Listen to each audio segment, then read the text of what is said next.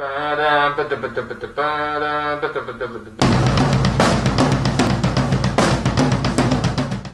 me, being in this band and creating an album, it's like Bed Frame is the drummer. Everything is going to be supported on that.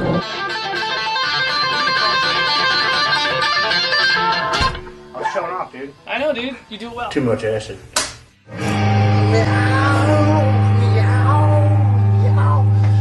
Like we're thinking like Pink Floyd Animals, like where they have the dog barking, but we're gonna have like a cat, like.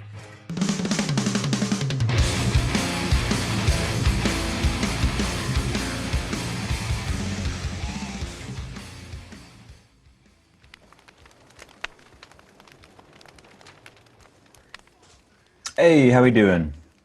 Hey, can you see me? Not yet, not yet. I can hear you though. Let me see. Let's try now. Oh, How about now? magnificent! Looking well, my friend. Yeah. I'm such a such a grandma. I immediately noticed the first thing is like you're just very healthful, you know. And I think, if I may, you just like you've been out jogging or something. You've got the kind of the thinner face. What's going on? Wow. Oh, I don't know. I guess probably eating a lot more healthfully. Definitely haven't been jogging. Okay. Been out in the sun a lot. The weather's been amazing, so been out in the sun a lot, I guess. A lot of time outdoors.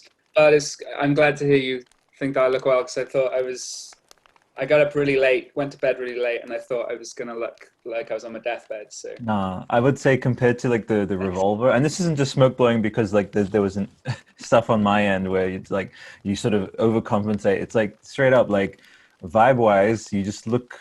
I would say a good 5, 6 years younger than in that in the revolver interview. You had this really amazing vest on. And just this vibe of like, you know what? Have you ever seen an interview with like, Brian Froud, for example? Like, yeah, doing his thing, living in rural Devon, just like, but now like, and especially, and I see the tattoos. It's like, oh man, he's like, you wound back the clock, and it's like you're in kind wow, of like bless you, thank you. you look fantastic. Funny the thing with that. Thank you. The vest thing. I haven't worn it for a while. I need to bring it back. I found it in a thrift store somewhere around here. I've got no idea of the origin of it, and but I started wearing it maybe because I wore it in that documentary. Yeah. And it's one of those things. It's a kind of bit of a power garment that you feel, bit of a suit of armor. You put it on and you feel powerful with it. And I don't know, just like anything, whatever. Everyone wears things that's some sort of a costume, isn't it, of what they think is going to give them some strength and power. Whatever that could, it could be a tracksuit, it could be anything, but to suggest a band they like, or a sport they like, or an identity they feel.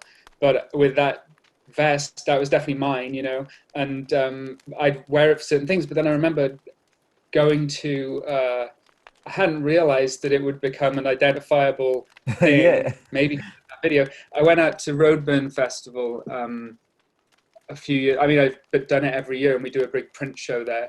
And I went out a couple of years ago and showed up, and I didn't have the vest. I wore a different one. I wore a denim one. Didn't think anything of it, and I showed up, and all weekend people were coming up saying, "Where's all my artist friends?" And people coming to the convention was saying to me like, "Where's the vest?" And I was like, "What are you talking about? I'm wearing one." They're like, "No, the one. The one with all the, the what do you call it? It's like the pyro." It's very idiosyncratic. Very the design is kind of burnt in, and it's got a deer on the back of it. And you got typecast. Yeah, I don't know the origin.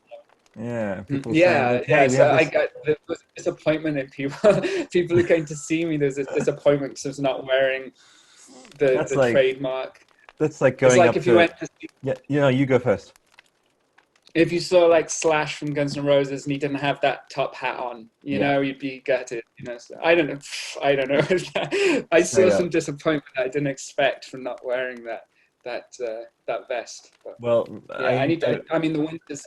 We've just kind of hit autumn now, so the leaves are just turning and it's starting to suddenly feel colder. So I think I need to bring the vest back now. I, as well as being a grandpa, grandma, like who's like, look at your health, like, how you are, you're looking fantastic.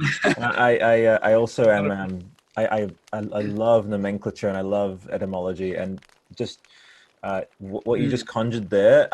I'm speaking actually directly to our listeners, which, you know, welcome to them too. Like, so you have created such a, I would say like a vibe universe. You don't have like a, unless you're working on one, which would collectively cause everyone to drop whatever they're doing and like and freak out. Like because Brian Froud, for example, he has a mm, connected kind of universe that like what he paints is everything's from there and it's all connected. Um, but people following along and enjoying and really cherishing and relishing your art, to hear just that word, you know, autumn at Richey Beckett's house. Like I see that that's almost like a prog rock title because you know people they got I know they got their glimpse at with the revolver footage, but yeah, you've created yeah. yeah, especially that footage of you just like at late at night just working at it. It's just I'm sure because of how long and meticulous your work is, and I know some about it. It's not cross hatching with my stuff. It takes a lot of Mm. takes a long time, but definitely not as long as and as meticulous as cross hatching. So yeah, that's kind of Mm. cool. Yeah. I think that in terms of that creating of a world, you mean as in like the environment that I work in, being Yeah, tied like in if you were to say that, for example, with the maidens that you depict and the shamans and the warriors and mm, the pagan imagery, that if you were, you know, to do what, you know, Brian Froud is like, well, all of them are fairies that come from the same place and they all know each other and da da da da da. So, right. I mean, I do envision that for you. Yeah, there's I also have a a producer hat on, so I'm like a Richie Beckett's world of creatures and yeah, visions. there's two sides to that for me, which is one, I do in terms of the what you've described, the environment and seeing that, you know, seeing where I live and what's around me and what's been the things that I share publicly of that and things that have come up in, you know, videos and what have you. There's it definitely as an artist, it serves me, you know, in a real sense, it serves me well to have that as part of my overall overarching identity, to have, you know, the visual aspect of the environment feeding into the work, and people really respond to that. And you know, it could be seen as a very I mean, it's curated in a way by me, I suppose, how much I share. But in terms of that as a brand for myself, it's I feel it's very real. You know, it's Yeah. not some. It's not. It's I can honestly say confidently that it's not created as a brand. It's created as a. Even though it works as that for me to create an, you know, It's not conscious, like it just an feels image like of it's an who I am as an extension. artist, but Yeah. it's very real. And I, you know, in terms of, you know, I'm always out here every day exploring new places, and I only document tiny little moments of it to share with people, and it's always very warmly received by the the main reason. You know, one of the main reasons I do it is because I get a lot of people message me saying, you know, they live in cities, built up areas, suburban areas. They don't get the chance to see some of the, you know, see nature so often and as frequently as maybe I do living in the up out in the hills. And That's beautiful. so it's really lovely because I would never have really thought of it that way, you know. And originally I would just post this stuff to tie in with the artwork, and but people really respond to it, and I think then that ties in also. They, you know, they might get a similar sense of escapism through the artwork. So both of those things. But in terms of that, then creating a world, and that yeah, it feels for me to say it feels kind of pretentious No, to think of you it need that to way, own it. but You need it to own is. it because But it is. There's a truth to it in terms of there's a very real link there in the inspiration from the environment, and you know, a very real link in terms of going out, seeing things, observing shapes and patterns and forms and life forms and life cycles, and then having that be echoed. And then actually, you know, that's the I've got I've got bookcases full of books, and you know, I watch documentaries, I listen to other artists, I look at other artwork, but the thing that primarily informs what I do, just because it's so powerfully present, is those things, you know, nature out and the there, environment. nature. And Hmm. that there's nothing, you know, I can look at books of patterns and shapes and forms, but there's, you know, it's like that Blomfeld book, that art forms in nature, you know, like the most powerful forms are all there for us already, you know. And Yeah. if I go out walking, I can step out into the forest or walk up the hill and within seconds find something that's legitimately inspiring, where I kind of look at the shapes and think, oh, I want to go home and play with that shape and see what I can do with it, and see how I could incorporate it, or what it might mean, or learn something from it about distance and pattern and all of those things. You're a The channeler. other Yeah, you channel what's there, and you kind of almost take nature, get out of the way, and you sort of channel those beautiful, timeless, ever shifting shapes. It's very resonant with what I do, and I think the best, most timeless artists, and even my fiance, she does like leadership kind of and emotional intelligence stuff. She's like, I'm actually not inventing anything. I'm just seeing what's there, and then through this conduit of Richey, it finds this pure. I think there's something about making art or music or film or any creative form. It is about channeling and curating something, whether it's from another artist and then channeled through you as a response to that, inspired by it, or whether it's taken from nature or some external thing. I know that people say that art should come from within you, but there's something about, I think the best, most vibrant, exciting, interesting stuff comes more from actually bouncing off something else, kind of vibrating against something else. Whether that's another artist or something external in the world or in nature. You need that flint. That imagery of you need. A dead end often. Yeah. You need. I was going to say. We all relate. We are all related, and we're all linked. And when you try and, I definitely have been through those periods and learned from it. That working in isolation in a vacuum can actually kind of kill you off as you kill off your inspiration and your to create things. That coming up with that idea of, oh, I'm an artist, I need to just create something that is purely mine and purely comes from this one place, without taking inspiration from things, can be quite destructive, actually, or just a dead end, really. I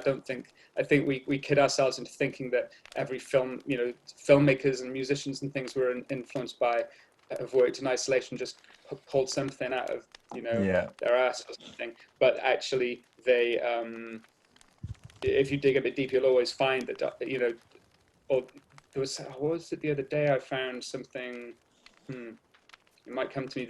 It's always encouraging, actually, when you find an artist or filmmaker and then you trace back and find that origin of, like, oh, actually they were just trying to emulate their favorite artist, or they took inspiration from something else, or they tried to kind of rewrite this song in their own way, and it's the originality fallacy. It's a complete it's a side effect of a little bit of pedestalizing that we do, and exceptionalizing that in some way. It's as ridiculous as saying, oh, bread, I just think of it and it appears. I don't need all the ingredients that go into bread because I'm the guy who makes bread. It's like every from artists to everyone, they need the fuel, and the fuel is the lived experience, and it is that interaction. First of all, another thing you've made people smile about is because when you come back to nature, and this isn't like hippy dippy stuff, is like the original OG teacher for everything, for how to be a good person, how to be balanced, how to be open-minded, how to encourage yourself to grow, because nature never stops growing and coming up with variations for itself,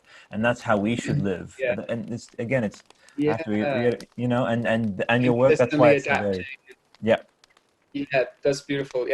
Just consistently adapting and evolving, obviously. The thing that which there's a strange thing that I've come to find since living here and being more immersed in nature, that people will see, like I'll post a lot of imagery of skulls and bones and things that I find, as much as I'll post images of trees and flowers and blossoms and fruits, but there's something about the skulls where a lot of people then will send me messages, or when speak to me about it and say, oh my God, you're surrounded by so much death, and how, why do you keep finding these dead things? And as some sort of morbid curiosity about thinking that there's some darkness or negativity to it, or there's something kind of gross about it in some way. And it's funny because I think I've always been this way anyway, but I don't feel that at all, and it doesn't even really occur to me in that moment. But a big part of it is that, as much as you might find those things, when people come and visit here, and they have, and even in the last few days, I've had friends come to visit, and we'll go walking. Within minutes, we'll find, something, whether some sort of remains of some creature or what have you. But it's a constant cycle. It's never that's never a dead end to anything, because if you pick it up and turn it over, you'll see bugs and beetles and moss and things growing on it and starting over and consuming it and finding new life from it.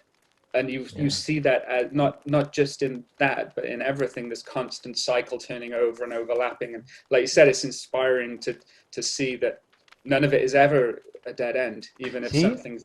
It's the fallacy of it being dead, only, the fallacy of it being only one thing. So coming from that same place of being like, well, it's just this, it's just you, it's just coming from Richey, right? It's like, no, it's Richey plus nature.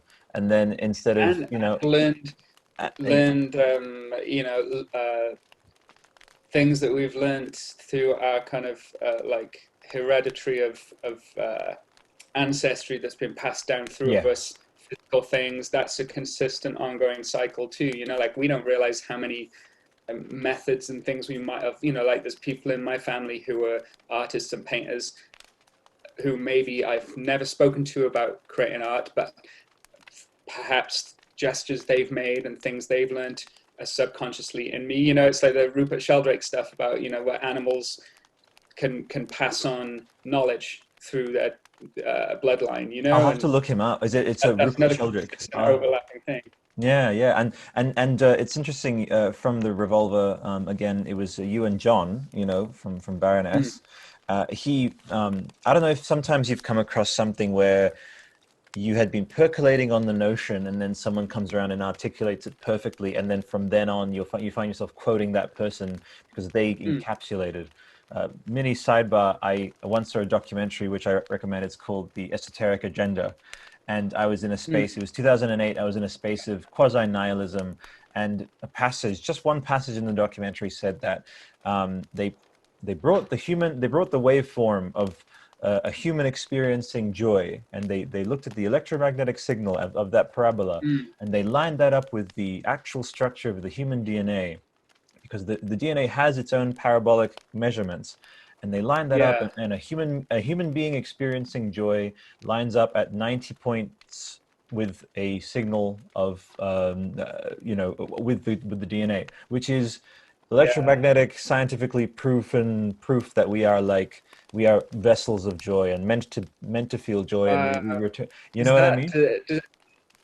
I guess, is that something to do with that?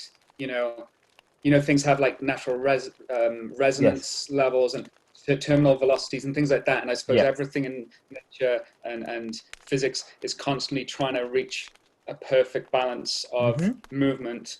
So maybe through evolution and the DNA has reached this certain conclusion. And if we're living in a true, successful way, that level will match. Just can you believe that?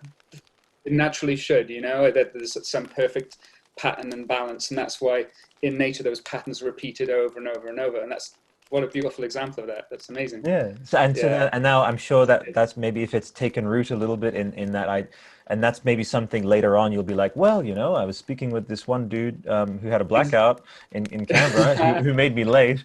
He was talking about this thing, esoteric agenda, and what that went on to inform is whenever I can sometimes lean towards I'm ex-army, and so depression, anxiety, all that stuff. But the thing that kind of roots me back is like, wow, every inherent kind of energy that's happening universally is trended towards warmth, trended towards growth. It's not trended towards introversion. Well, I'm introverted, but it's not trended towards like that self-annihilation of withdrawing into yourself to that extreme, So, but that was definitely. No, you first. Oh, that's beautiful. That example of the waveforms and the patterns. Thinking of it, that is a beautiful thing, like you said, to just capture, put in the back of your mind as a ref. Sometimes those little reference points, things you can carry as these little totems of inspiration to just check back in on and keep you on a good path. That's a really good, simple visual one as well. Where you can think, okay, to be feeling happy, comfortable, positive, healthy, to line up with what actually lean into the flow of the river that I'm in, you know, like not fighting. Otherwise, you're fighting against it, you know. So it's like, okay, through encouraging myself to be happy, then I'm actually moving with that existing waveform of the DNA and where we're going, you know. So and just yeah, to it's good. realize that, Definitely. yeah, please do Yeah. use it. And that idea of that you don't have to fight it, and that your inherent default state that it returns to is like a healing and joy. Otherwise, and my thing that I would tack onto it is like, well, that makes sense for why wounds heal. That makes sense for why the body has a natural warmth to it, is because we trend towards. And the thing is, the two signals, it's like DNA is very densely packed, so it's, you know, and a human being, like, it almost looks like the waveform of a laugh, like ha ha ha ha ha. It just sort of looks like someone, and then you line them up. But whereas the fear signal is really languid, it's sort of this stretched out kind of like ugh. And but so but I love that the natural, and then that also matches the heartbeat, you know, which is yeah, it's that first thing which we can do nothing, we can feel in the worst state, and yet this thing is just keeps on pumping, and it's like, hey, I'm Yeah, just, that's amazing. you know, you can just sort The of idea of relax and yeah. the idea of the fear signal being uncomfortable and contradictory and drawn out and kind of punishing. Yeah. Yeah, that makes so much sense too. And it's like, you know, where you've touched upon that, those, you know, feelings of anxiety or despair or depression, any of those things, you know, where definitely I've learned from living in potentially quite an isolated environment, you know, those things you can, if you let those things manifest and continue to sort of percolate within you and don't deal with them, you know, of course they get worse and worse and worse, and keeping them to yourself. And then, you know, if you actually make that effort to go out and connect with people and actually move them, you know, start them moving. And Yep. See? it's to do with that, isn't it? You know, it's like not to, like that long drawn out waveform of Yeah. sadness is just, it Yeah. sounds awful. And the idea of actually getting some, you know, and just that, all those cycles I spoke about, you know, it's just keep stuff moving and flowing is feels like the key for sure. It does, and you even started with it mentioning autumn. Is like humans are, and nature is just, it's seasonal. There's no fixed state in nature, and that brings a lot of Yeah, solace for people thinking that it's only ever going to be this way, and I'm only this thing. It's like you yeah, actually don't have any authority to say that, because for millions of years before you and for millions of years like after you, there will just continually be a thrum, a self-replacing, self-renewing, like nails growing, hair growing. It's just, so you don't yeah, get it. What's yeah. great is like it takes it out of your hands. You don't get to have a say with whether or not there will be a new day, and there will be growth, and there will be change. So it's like, oh, it's like a feeling of Yeah, like I can just, oh, I can relax knowing that like my natural state is that growth is going to that's so. happen.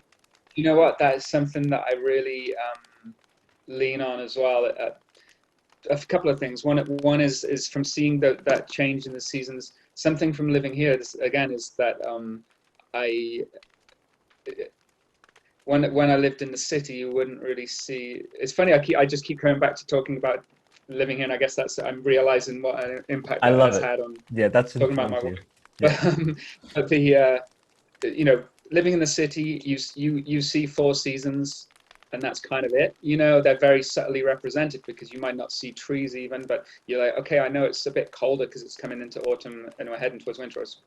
But here you see it constantly, day by day, these really dramatic changes. Yeah, even daily you'll see a shift in everything. And I do, referring to what you just said about the having that actually be the thing that influences your habits and encourages you to change and move.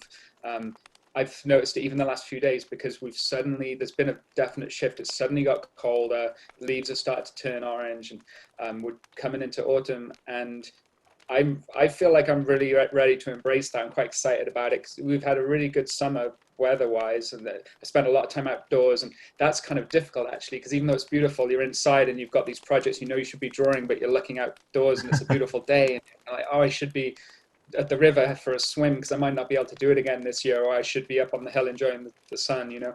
But that's actually kind of hard. I find it difficult to work in the summer. So now we're coming into the colder weather, and it's raining today for the first time in a couple of weeks. So I'm actually feeling really excited about the idea of having earlier evenings. I work better through the night anyway, and when it's darker. So partly for that reason, there's less distractions. But having the season change, I feel really excited about embracing it, and because I know it's going to be a really prolific time for work. You know, more time because I can really get in those zones and yeah, I really like the long nights for working, but each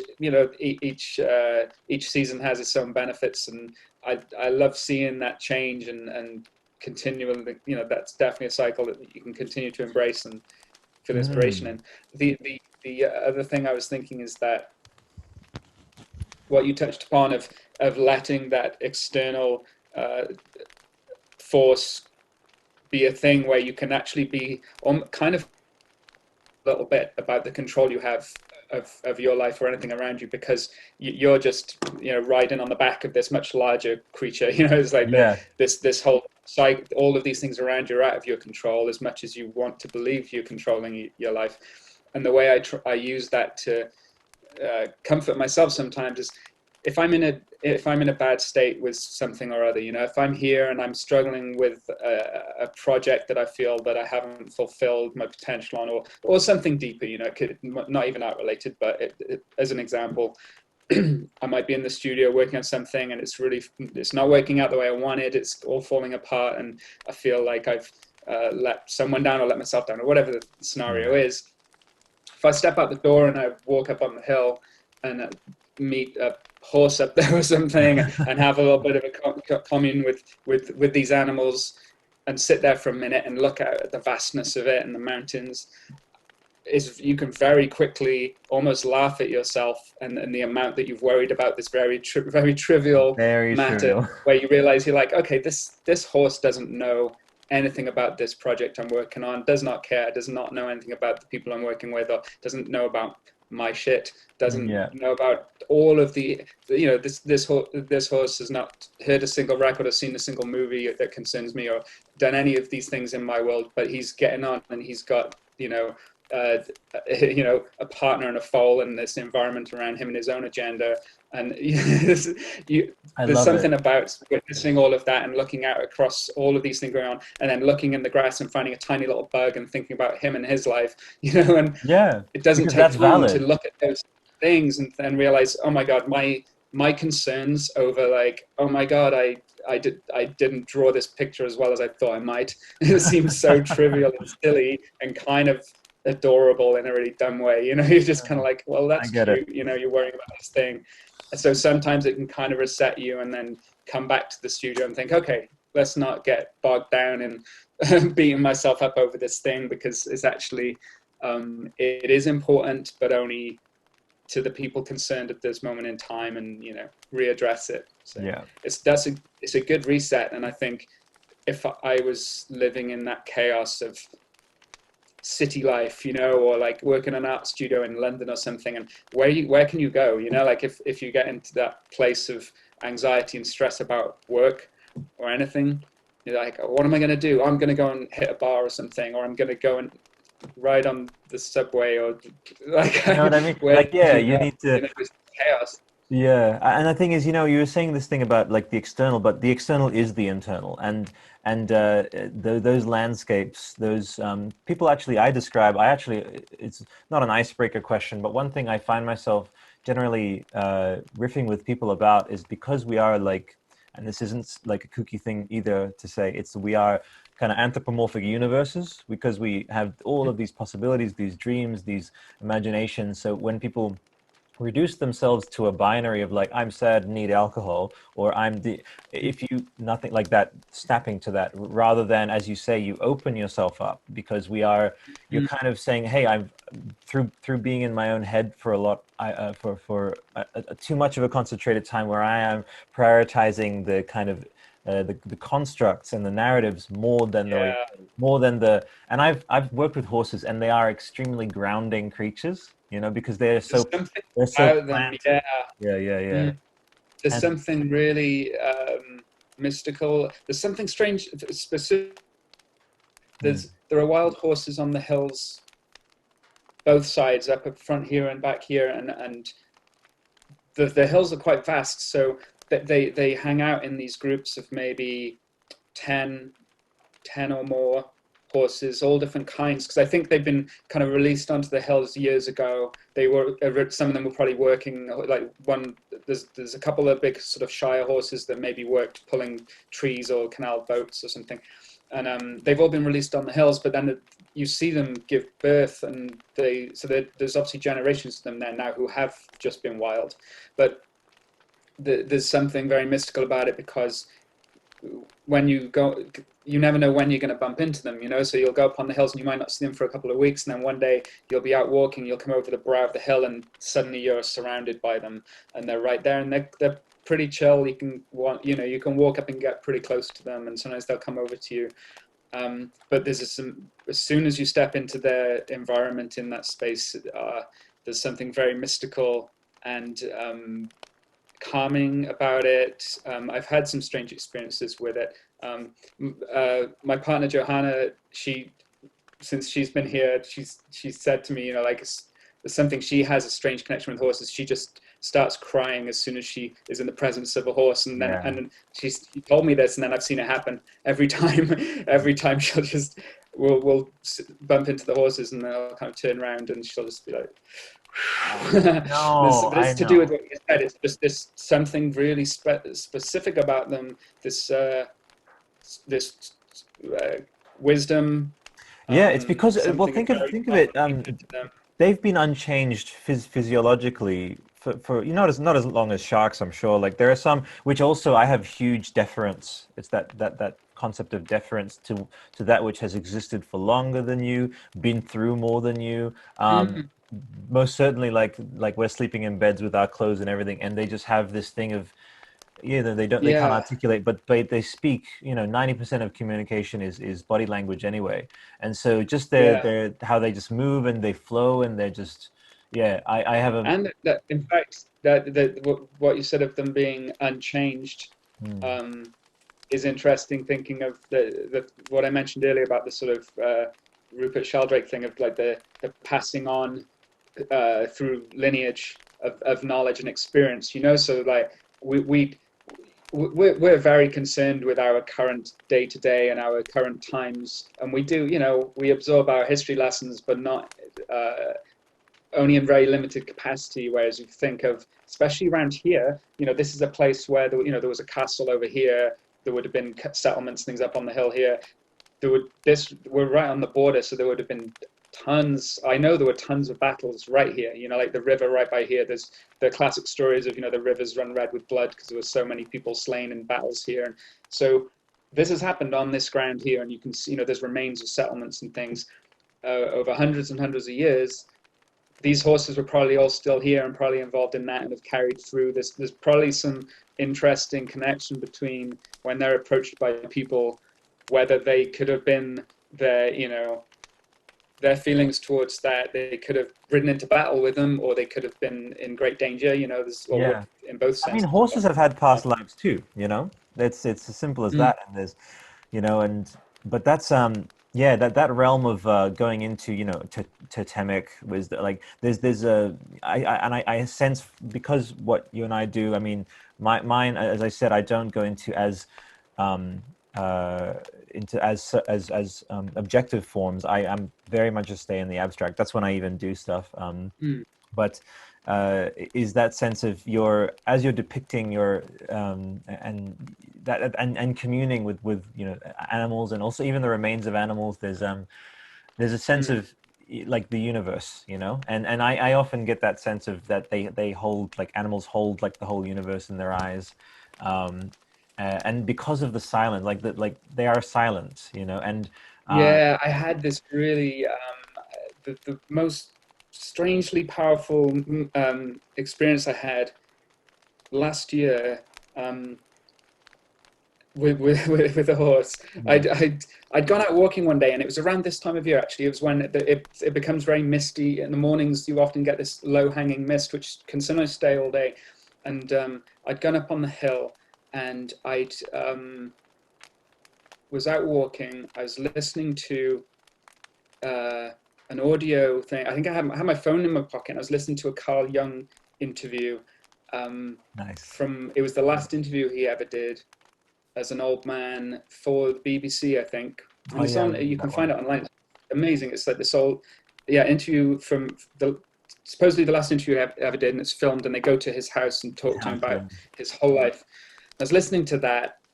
I had my dog Frida with me. We were just out for a walk, and I did, we're getting into mushroom.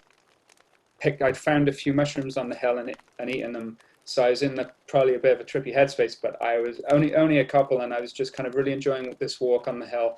And then suddenly he spoke about this part of his life where he was talking about his childhood and how he lived it, instructed by his parents, not, it's sort of very religious Catholic, I think, upbringing, and all of these restrictions and confines of the structure of what that he was brought up in. And then he described these moments of kind of liberation of realizing other ways to, some more truths about that he discovered about human psychology and about being able to readdress things. But as a child, this is like when he was like a young 12-year-old boy or something, and he'd suddenly had these first revelations about there are different ways of thinking about things, and maybe everything isn't just set in the sort of ego character that we're taught. And as he described this, they said, "Oh, what was this feeling like for you to have this moment of discovery?" And he said, "Oh, it was as if I'd been walking in this huge mist, and then the mist had parted, and that was when I had this revelation." As he said this passage, my battery on my phone just died for no reason. I had like 50% battery, and it suddenly just stopped for no reason. I went blank. I put it in my pocket, and as I looked up, all of the mist had come in, and I was just standing in this thick mist, and I didn't know where I was in the mountain anymore. I was just there in this mist. Wasn't quite sure where my dog was. I think she was running around somewhere, but I couldn't see her. And then it suddenly parted in front of me, and there was a horse just standing there staring at me. It was just so intense, and yeah, the mist parted. This horse was standing there in front of me, and I could see my dog again, and I kind of just stood there and put my hand out on the horse's head and just had a moment of just stand. And I felt as if there was some sort of kind of what you described of the link. It was as if all of those things were linked, like the mist being there and then parting, my dog being there, everything, all of it being there in that moment, and kind of having this moment with this horse, and then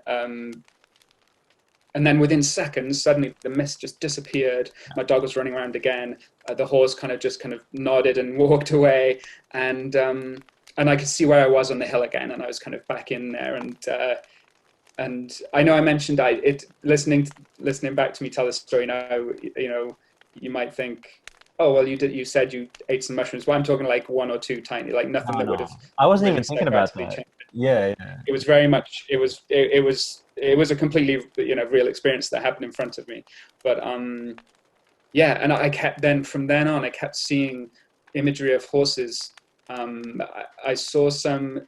I remember I was driving to Cardiff one day and I saw this image in the clouds, and this is obviously, I know we see things in the clouds all the time. It's like, oh my god, it's a dragon or it's whatever, and I love doing that and I see it all the time, but this was the most clear, distinct one that I've ever seen in my life. And I was driving down to a show in Cardiff, but so I couldn't photograph it, and I wanted to, but I was on the motorway, and I looked in front of me. I could see this perfect full body of a horse just in front of me. It was only a few days after I'd had that vision, and then shortly after that, the weirdest thing that happened, which I still cannot describe. I still don't understand what this is about, but I was in the house, and one morning I woke up, went into the bathroom, and found this wooden horse that I'd never seen in my life before on the floor in the bathroom. And I picked it up, and I came back in and spoke to Johanna and was like, and said, where did this come from? And she's like, I've never seen it before. And I was like, I haven't either. And she's like, fuck off, you're kidding. Like, you must, it's in the house. There's not much in that bathroom. There's nothing much in it. And just a few plants and things. Wow. Yeah, it's really strange. And I've got it here somewhere. Oh, it was out in the kitchen. But yeah, this wooden horse about so big.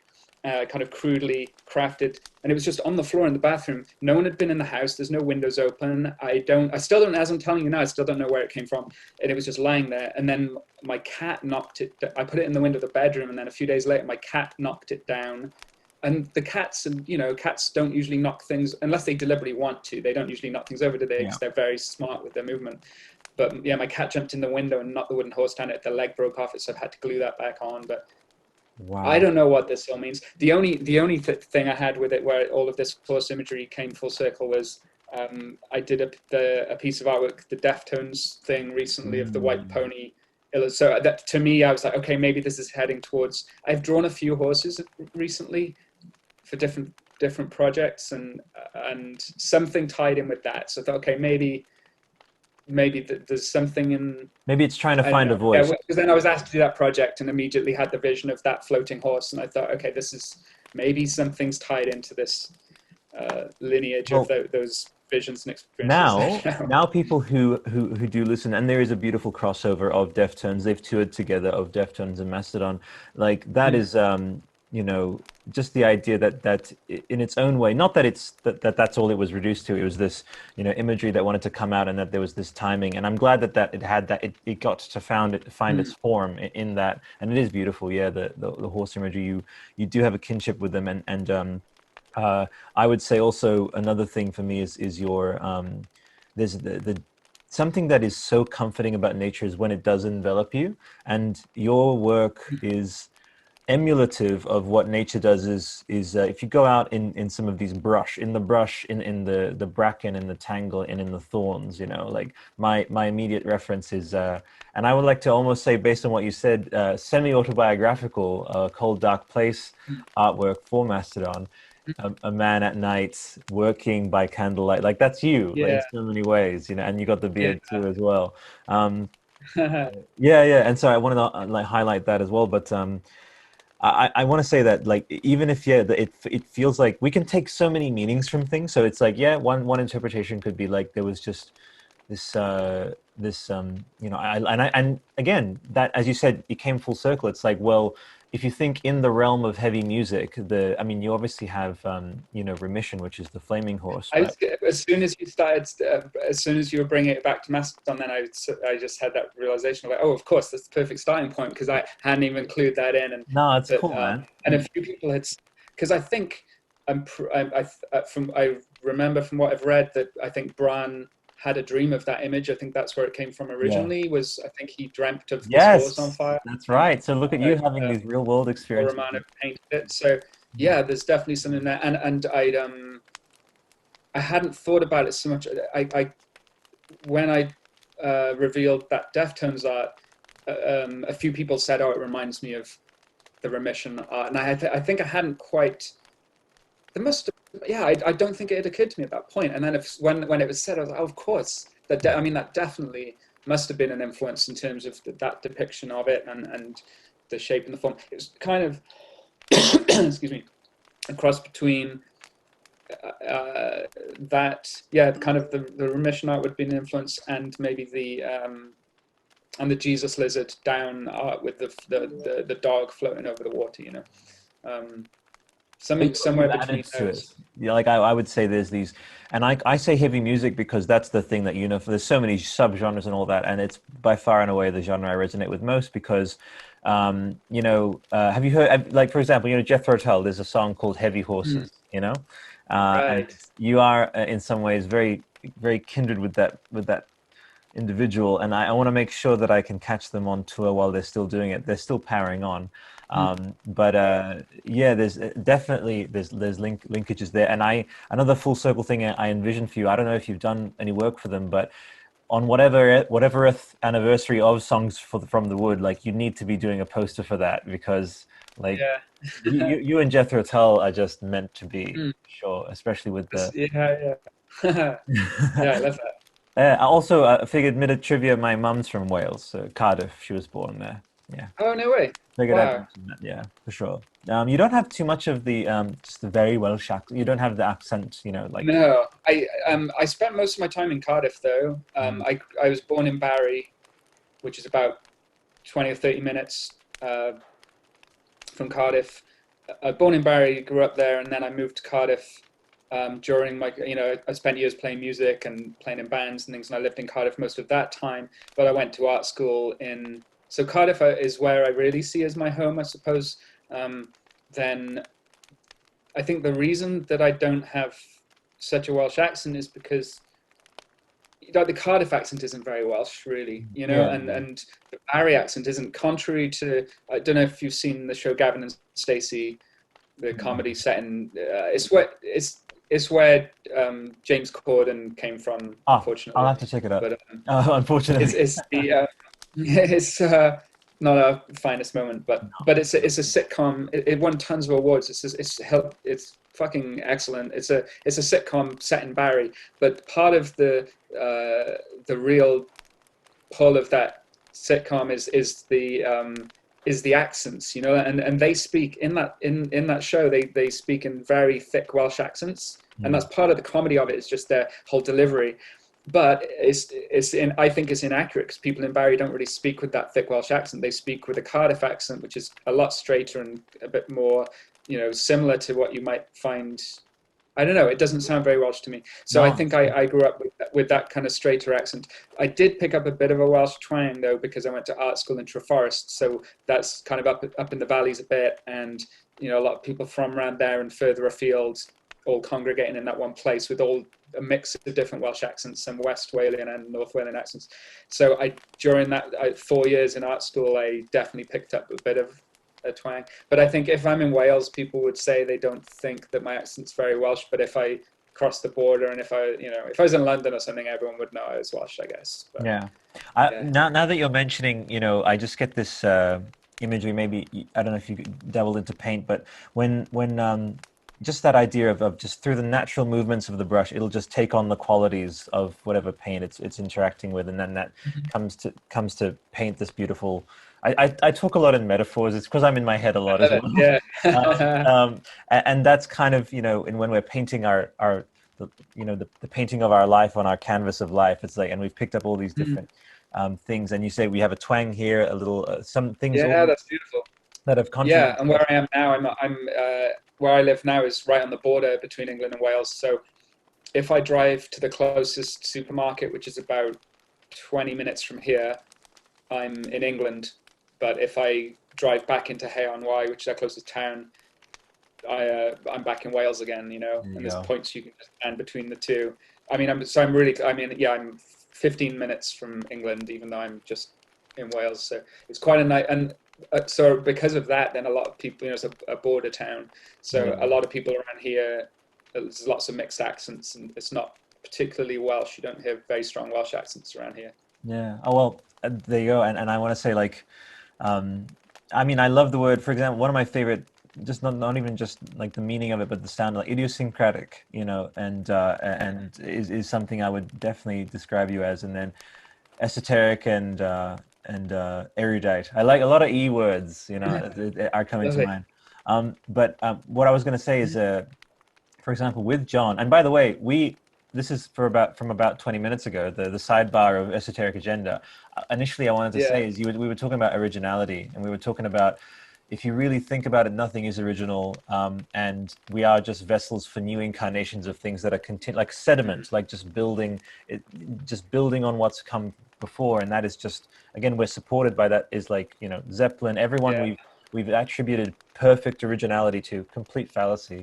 And I came across an interview with John about, he said, so often I would question, what is the point? Like, hasn't someone ever written everything on guitar already? Like, and he just would get existential. And I'm speaking to a lot of artists are going to be tuning into this. And as you can hear from what Richey has said, it is only a conversation with like a horse away, or a going out back into nature away.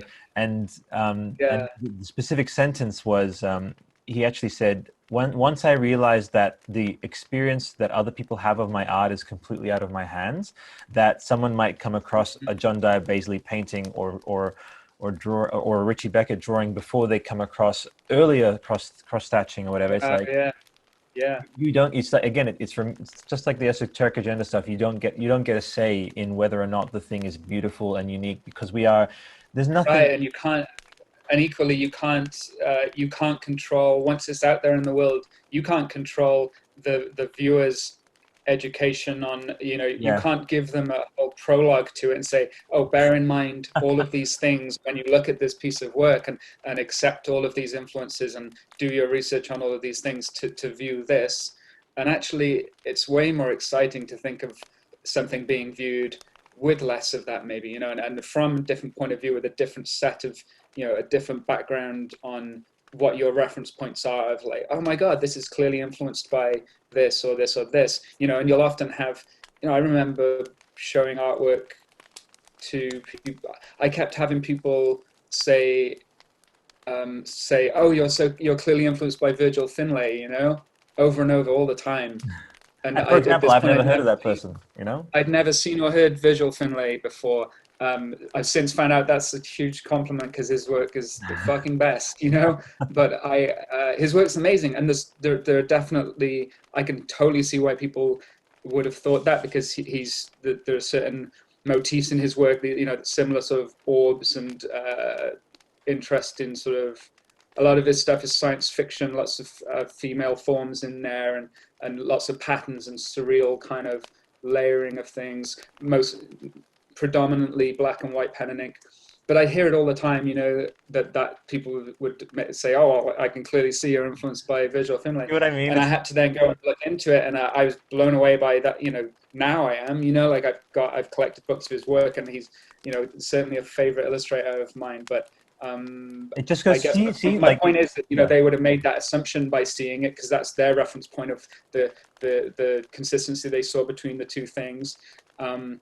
And if someone had seen, my work has definitely been influenced by John's work, and if someone might see my work and have not seen John's, but they might have seen John's and not seen the things that influenced him. And someone might say, I actually don't see the linkage. And in fact, with you and John, I see quite a separation, and also you and Martin, Marald, who has done. Yeah. So you're all these just, nature channeling, and especially Marald, he does a lot of fusing of silhouettes, which is I do with that in silhouette form.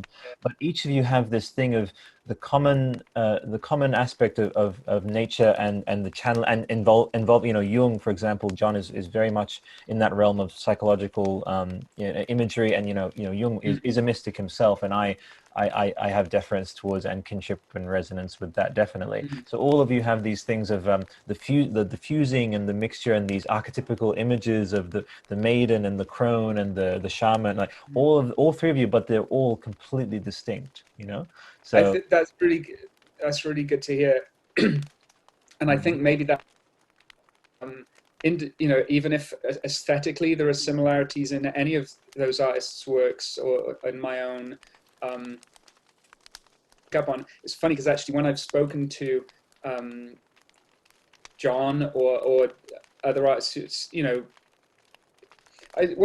I did those interviews with John before, and we'd known each other for a few years at that point already, but he flew over here, and we spent a couple of days here doing, stayed up all night doing recording and filming interviews, and with Jimmy Hubbard, who made that documentary for Revolver, who I found out at that point, I'm good friends with Jimmy now, and he's done so much incredible work over the years, and I didn't realize until he told me when he was here and we were working on that, it turns out he filmed and made that whole Mastodon Workhorse Chronicles DVD was all his work too. And I was like, wow, man, I've watched that so many times. It's like, and that feels like so long ago. And it was so crazy then to be like, holy shit, now you're now a good buddy of mine who's in my house making a film on that same lineage.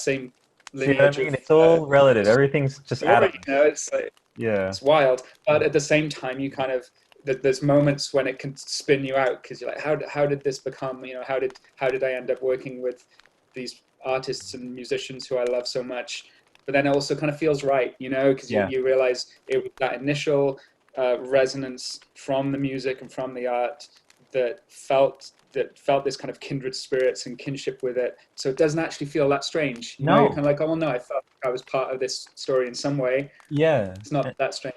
The thing I was going to mention about John was he I'd kind of spoken to him about his artwork being influential on mine and other, like Florian Bertmer, another one who's also now a really good friend of mine. But there was a period when I guess we didn't all know each other and we were all making kind of similar stuff, but I said to John, I think when he was doing that interview, a bunch of times I kind of turned it around and tried to talk about him and sort of celebrate some of the things he'd done that I appreciate. Yeah. He edited all of it out, so none of it's in there. I know, cheeky. I kind of knew he would, but I was. But what I tried to say to him at the time, I was like, I think that I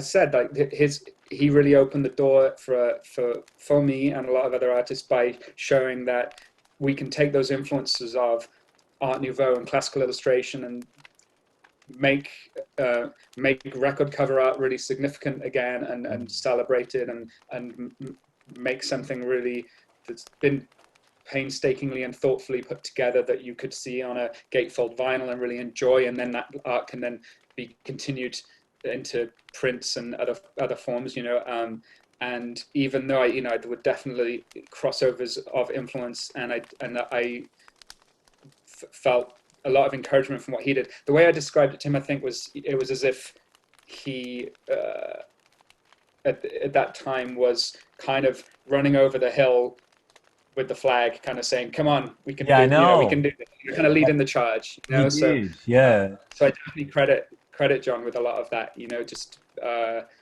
show.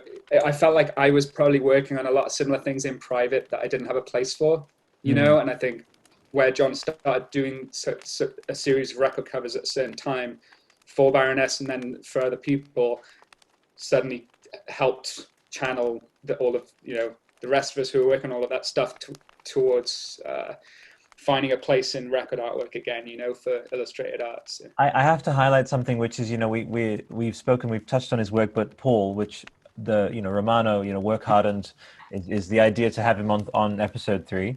If we think about it generationally, there's no way that John would be creating some of his work without knowledge of what Paul had done in terms of bringing kind of classical and just that almost, again, I would say gallery art or whatever, just this sense of fine art to heavy music, and then took what Paul did, solidified it, made it so core to the Baroness kind of. I did a chroma psychological analysis of each of the records. I'll send it to you. Nice.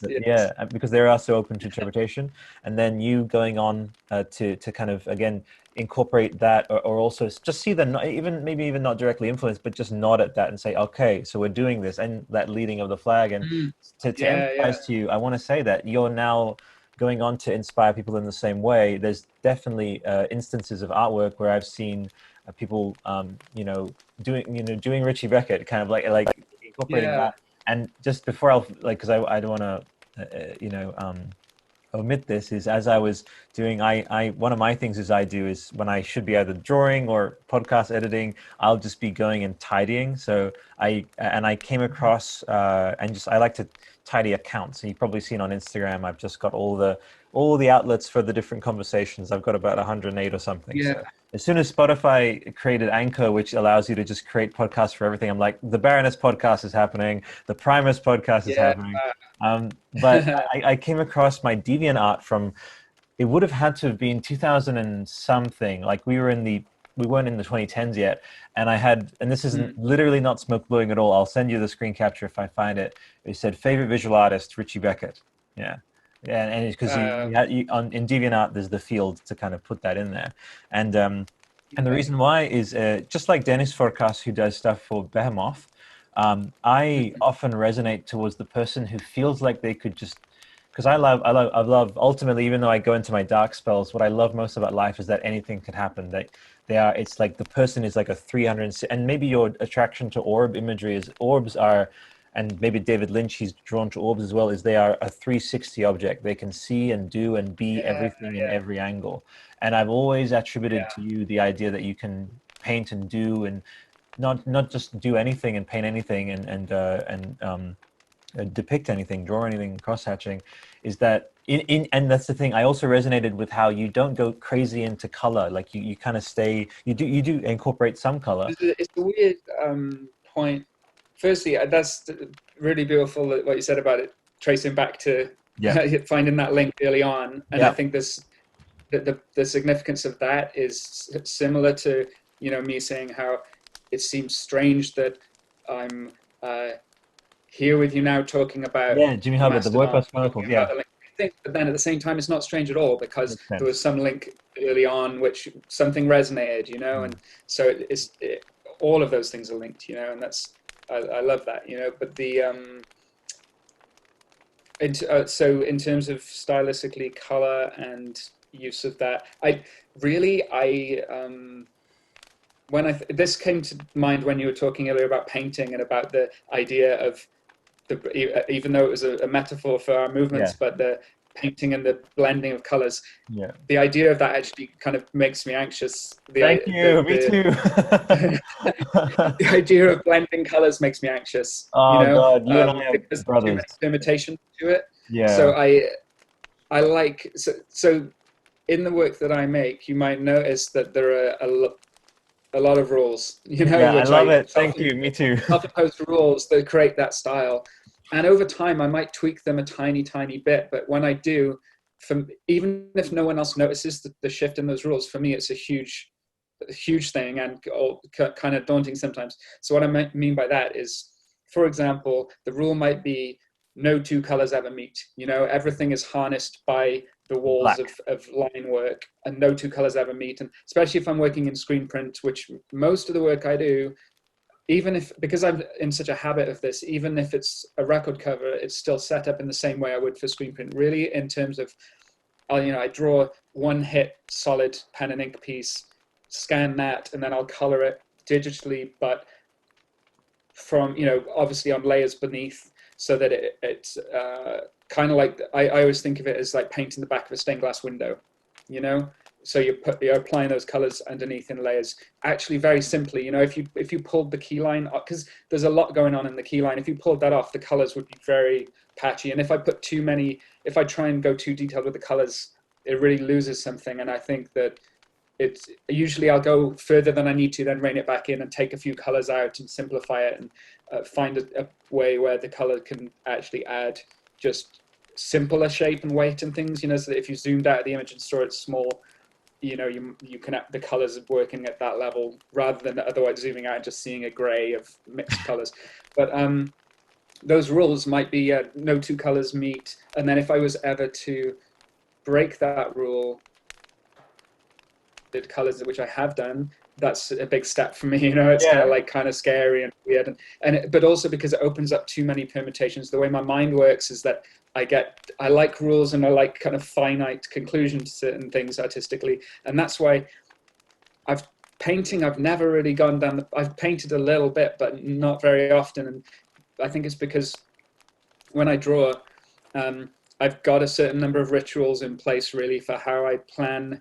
And I'm not talking about any kind of crazy spiritual shit. No, I know. In terms of cleaning a pen or something, those rituals you have, prepping, getting your pens ready, cleaning them, getting your ink ready, choosing your sheet of paper, making sure it's the right one, planning it out, getting this is probably why I work late at night so much, because I've spent all day procrastinating and planning and getting and doing those things. But then even though it sounds very artistically pretentious, but I like the ritual of building up to the moment of starting to work, and then getting in that zone and feeling like the vibe is right, whether it's what music you have on and all of those things. And then when I'm drawing, I think of it quite similar, because it's pen and ink on paper, and this is also why digital work is always problematic for me.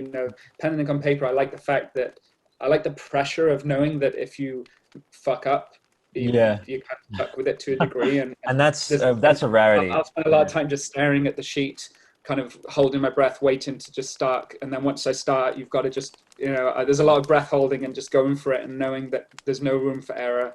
and I don't want to have to ever edit or change any of it. And there's kind of one, it's similar, it's definitely not the same pressure, but it's similar to tattooing in my mind, you know, Yeah, just yeah. gotta fucking nail it. Like you can't, that's the pressure I put on myself. Is like, you know, You are and of then, that you know, lineage. if you make mistakes, try and embrace them and work them into it, or accept them and let them, you know, I try to keep, unless it's a really horrible mistake that really screws with the image on the whole, you know, I'll try and leave them in there and try and embrace them and enjoy them and find something interesting in them. Can I just But if highlight it was, something? I have to be a mirror to you right now, because what you just described is I kept in my mind all throughout as you were speaking. I was like, this entity, this brother. In many ways, there's a lot of kinship happening. That's crazy. That, and as you said, yeah, that idea that it makes sense in some ways for certain people to meet in whatever capacity. I just had a moment of like, wow, you know how like with strawberries, like they have rule, like nature has rules for how that they're created, and you may as well. I was like, he's basically a concentrated mote of anthropomorphic like nature, but like shaped as a man, like just talking to me right now. yeah, Because if nature could speak, is like it would look like Richie Beckett and be like, you know, I have rules, okay? I have rules when I'm creating strawberries. It's like they have to have the separation, but occasionally, like like and so it's mm. like that's how nature Sometimes they'll does. bulge out into those two kind of That yeah. shapes. And, And so I was like, wow, like and the reason why you have certain artists where it's like, wow, that person isn't just depicting nature, they are, and this isn't like smoke blowing or hippy dippy, like they are nature in that they think as she does, and they have a sense, and you know, when you're saying that you're holding back for that moment is like sometimes you'll be looking at a tree and you'll see it's grown branches in some places, but then you're like, why hasn't she grown that branch yet in that one mm, place? And nature's yeah. she's chucking a Richie Beckett, like wondering, waiting, and then going, you know what, it's time, and then you go and you do it. So Yeah, it's I yeah. just got I've goosebumps thinking definitely about spent that. I've definitely spent a lot of time looking at tree. You know, on a walk, stop at a tree and just. I mean, I always think of it. Trees are usually my way of navigation, so that they're the kind of anchor points, the flags by which you'll move from.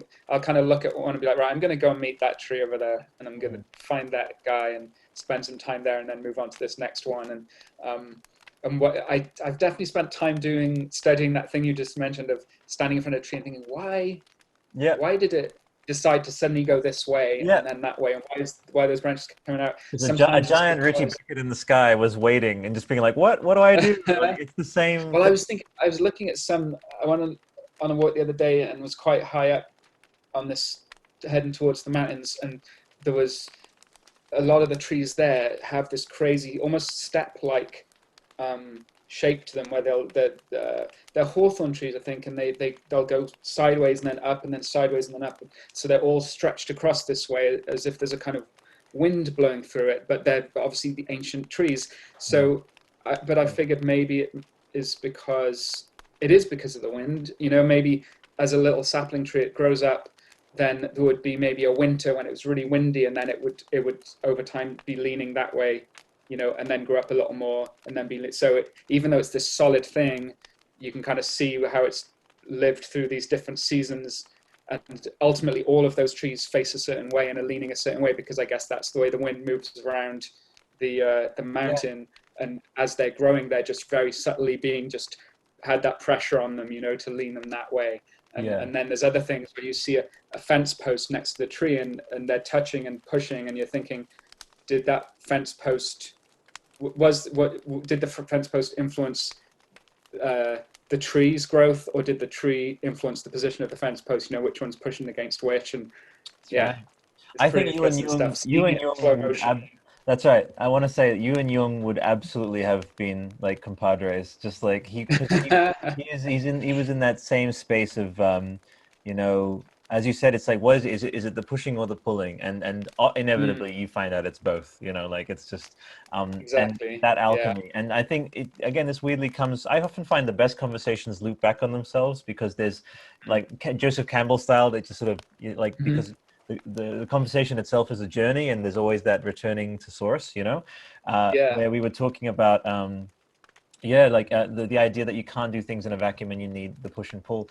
But one Mm, thing I won't, I also, as well yeah. as well as a grandma, I have to also do what a bit happened with the revolver thing is you started talking about a certain thing, and I was like, I need to bring it back to when I was Yeah. talking about how I have this admiration and respect and like resonance with how you have placed yourself just as an orb is, which is with everything around you, with all subject matter as instantly accessible, with all kind of energies and moods, and with that being the kind of artists that not only are the most timeless, that go on to have the most um, strong experiences with, like, people had strong, I myself with Cold Dark Place, like, especially when you're looking at the artwork and hearing Brent talk about his lived experience of that isolation, is art can actually be moving to the point of it, like, creating like impressions on your soul, and that's not exaggeration. And I just want to highlight, and out of love and humility and just like a sense of like I'm onto you, is as I Yeah. mentioned this, the one thing I said, all these things about universality and how you're this very, very rare breed of completely omnidirectional soul who is just ever growing and expanding. And the one thing you picked up on was how I use the word painting. And I'm like, Richie, like, and you go into this thing about painting. It's like, well, I don't really like paint, like, painting scares me. I'm like, so and my fiance says, as long as you hold you need to hold that, because I'm also, as well as hosting, I'm giving voice to a lot of people listening, being like, we need, and I often struggle with like accepting like praise or and because I don't have, it's like, what is the practical use of praise, like what, but just all you can see it as is like, I can be a bit of a conduit right now for all of the like countless immeasurable appreciative energy towards you for being who you are and doing what you do. I like to be the kind of voice for Oh, it. bless you. What I feel. Yeah. Thank you. That's No really worries. sweet. I think painting is the ambiguity and the possibility of painting that Yeah. scares me. Look at you going back Too, to it. No, hold. Okay. Anyway. not enough rules, you know? No, and That's I the thing. need, That's why I always stay away from it. I need the rules too. I really do. But I figured, one thing we might touch on is just this recent work, which is with Fallen Torches. Mhm. Light the torch. A lot of people, because you haven't made an album cover for like I mean, this is a Rarities, Medium Rarities, which is just Yeah, like, that was something. Yeah, I can talk about that for sure. It was the way. So the weird thing is actually that artwork I created about a year ago, oh, before the record came out. So Brian had hit me up. I hope he wouldn't mind me. I don't think there's any reason that he would mind me talking about this, but he'd hit me up. Was out of the blue. Was like, Richie, I've got this idea for this artwork for this song we've made. Would you be up for working on it? And he'd actually mocked it up. He had the idea already. It was just the torch, the exact angle of it, and an idea of what it might look like, um, and the kind of placement. So he sent me that and said, "Oh, would you be able to work for it? Would you be able to work on it for us? The only thing is, we need it in like 3 days." And I was like, "Oh man, yes, of course, yeah, no, I get it. of course I will." And so I had, and it was originally going to be a the song "Fallen Torches" as a record store day 7-inch, I 7 inch, guess. yeah, that's what I thought. Yeah, So record store day last year, last year, yeah. record store day release of just that song, and I guess maybe one other. That was what it was for originally. So he'd hit me up, sent me that, said, "Oh, we need it in 3 days. We're about to go on tour, and but we want to put this song "Fallen Torches" out." I think he sent me the song, sent me his mock-up of it. So of course I was gonna say yes, and it was good. It was great because I already had his, I had a starting point. I knew Oh, what he yeah. wanted, and that's not always. I mean, that's not usually how I work, but it's actually really nice sometimes to have that, just a clear through line of like, okay, this is the end goal. So I spent 3 days working around the clock. I did a lot of like working straight through the night. I drew it on clayboard actually, which sometimes it just depends what serves.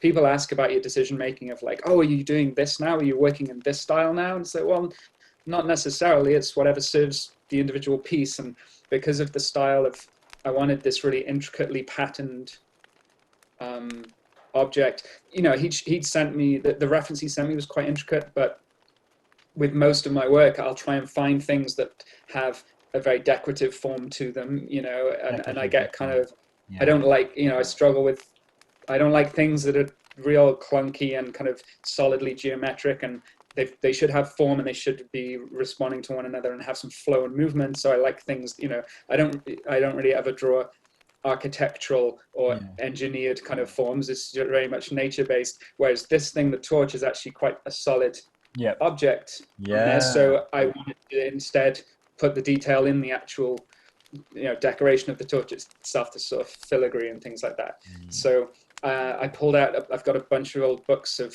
you know, really old woodcut, you know, antique objects, but drawn in old woodcuts, things like that. So I pulled together all these different motifs and images and kind of found my way of sort of wrapping them around the image of that torch to put a sort of snake-like kind of body around it. There's the little remission logo is on there. I can see, the fire imagery. So because of the fire, so that I was like, okay, I like to, just because, like, you know, it's an honor to be able to play in that world that you know, very much that Paul has created, and that those guys have created. So if I can, I'm always like, hey, if I can, which of those symbols will I use for this thing? And obviously the fire one, perfect. So pop that on there, and but then, I drew it on clayboard, which I'm not sure if you've used the clayboard before, but no, not it's yet. a white surface which you can draw on. It's a piece of board with a white surface painted over it. You can draw on it in pen and ink, or anything really. Draw on it in pen and ink, but then you can use a scraper tool to scrape back into it to back to white. So the same as you know, as any sort of scratch board might be, or it's a similar technique to etching or engraving. So what the technique for that would be, if you imagine I would draw like a silhouette of the torch fundamentally, you know, just a solid black shape and paint on it with ink. Then I'd go back in and then scrape all of the highlights into it. Perfect. So it's actually a reductive process, you know, which is interesting, and it's a fun challenge, but it works for that style. And you've got to kind of switch around, you know, instead of shading it and reductively showing the highlights of the thing and building a form out of this black object, you know. I mean, I also, because I'm a symbolist as well, I have to highlight, it's like, you know, because Bran, he's got similar to mine, his image, his element is fire in many ways, because he is the kind of, he's the engine of the band in many ways, where he's like these pistons, you know, behind. Hasn't he got a flame? I feel like he's got a flame tattoo here somewhere. And that's what this is my own kind of work. It's a piece called Creation Through Conflict, which, if you look, there's a lot of it's all just one line, but the idea of it going up to the neck was inspired by how Bran had the flames that went. Yeah, exactly. So his element is very much kind of fire, and I loved how the turnover was so quick, because fire kind of like it just bursts and flames up. He's like 3 days, like. Flame imagery, like do a torch. Like I almost can't remember drawing it, you know, like it was just in a weird, like crazy Elves and the Shoemaker kind of scenario of just being up for 3 days, completely wired, and then you finally go to sleep and you get it, like, what did I create? But now we know now we know that you are insanely good for when it's a good idea and something that resonates with you, for a 3-day turnover doing something. As I know I shouldn't be spreading that news, should I? Because I'll have people having ridiculous expectations. I think the only reason that I could turn that over in that short amount of time is because of the direct, you know, knowing from day one, this is what you're drawing, having a very direct kind of jump through of like, okay, I know I need to do this, I need to do this, a really clear process of what it is. And then versus other projects where you know, most projects start with nothing almost, and then having to go to the bookcase, pull books out, do research, watch documentaries, listen to things, write about things, try out ideas. And over time, you know, draw a bunch of stuff that gets thrown in the bin or whatever it might, you know, a long process to end up with the final piece. Especially like something like that Cold Dark Place artwork, you know, that was like a whole long saga between Brent and I to get to that point, you know, whereas with this one with Bran, it was great because he was like, here's what I want, can you do it? And it was a solid idea from the start. So, and I kind of like, it was nice to have something that was so refined and simple, which I definitely would have overcomplicated if Bran had come to me and said, oh, I want something to do with a torch, I probably would have come up with some insane, exactly. overambitious scheme to try and, because there's a certain, it takes more confidence actually to do something refined and simple, and there's a nervous energy that, and in the past I've tried, I overcomplicate things by just bombarding the senses with all of this stuff to try and dazzle people, and I think now I feel good about if I can you hear that chicken outside? That's amazing. I guest host. I'll have a Yeah. So later. they come to the door. The chicken's trying to demand food and trying to run into the house. That's But fantastic. what was I saying? So Yeah, that something like the torch, or something like the white pony, to actually draw something which is just this one object, which I haven't covered in the thing, with that horse. I had these moments when I was like, I should wrap some fabric around it, I should bring some other element in, I should do something, and I had to really kind of control myself with that and say no, just have the conflict, because it feels very exposing, and it's like if you were playing in a band where you had two other guitars playing and bass and backup and drums and all of these other layers, but then you wanted to step out with just your acoustic guitar and play a song. It's kind of that. So to actually do something that's more simple and refined and direct. And you did that with the sword, I'm sure that's probably how you met Brian Richey, with the Low Country and that stuff. Yeah. But now I have to mention this. So I saw him last summer, the end of the summer. I went out to was it MondoCon? It must have been MondoCon, because he's Galactic Protector. Yeah, that's what he gave me one of these beautiful screen printed. There's only very few. There's something like 10. Yeah. Beautiful screen printed copy of his record. But what a beautiful human. Yeah. It was. I think. And you guys, I think I portend a collaboration at some point between you two. I think you're both very kindred souls, I sense. Two things I want to say is with the idea that you weren't, that idea of doing the solid object, number one, number two, the isolated object, and number three, the quick turnover. Honestly, and I'm speaking for a lot of people, I think very confidently on behalf of, like, we could not have been able to tell that it was any kind of new ground for you, because you did it again, no pedestalizing. You just did it very well, and it looks like a solid object. And when I commented, you were like, yeah, someone's turned it into a physical object already. Yeah, crazy. Huh? That's bizarre. The other parts to that design was, so I did it at that time, and I'd recently worked on I made a poster for the Mastodon Paris show, and it's the one with that red space gibbon. Yeah, gosh, I love it. I really wanted the print. I missed out on the print run, so oh boy, that's okay. I'll see. Remind me. I'll see if I can dig one out for you. Okay. That I might have one somewhere, but I'm not sure. But there's going to be I'm going to self-impose some interest in premium on that if you do find it. So you won't get a say what I'll send you in exchange. That would be amazing. Okay. Gotcha. Well, so on that poster, I'd created this border, which was these strange. I kind of had a lot of fun with it, actually. I came up with this idea of making this border, which was using a lot of symbols. It was all printed in gold, and the idea behind it was that with that image of the gibbon guy riding through, in my mind he's kind of floating through space. He's holding this strange orb under his hand that I see as some sort of navigation device. I don't know, but that's what it feels like, and he's holding that in his hand, and looking on, he's got some, a staff and a bit of armor or something on it, and then he's on the front of what looks like a Viking ship. And the idea really was just to create a weird world that could be open to a lot of interpretation depending on what people see in it. But I like the idea of it being. It feels like it could be in the future, because he's using this sophisticated device. But then also it's got this old, what appears to be a Viking ship in it, and a mixture of different timelines and different eras and things. And it's almost like that thing, you know, I remember being a kid and always being spun out by that, you know, a long time ago in a galaxy far, far away. Yeah. You're like, What? wait, this was a long time ago, but they have futuristic technology, and you realize that actually nothing is determined by, you know, we're very we can only think in our own timeline and our own sophistication of technology, whereas all the materials to make it have existed forever, so that could have happened at any point in time, and it's just our own pretentious nature to think that it's only where we are with it.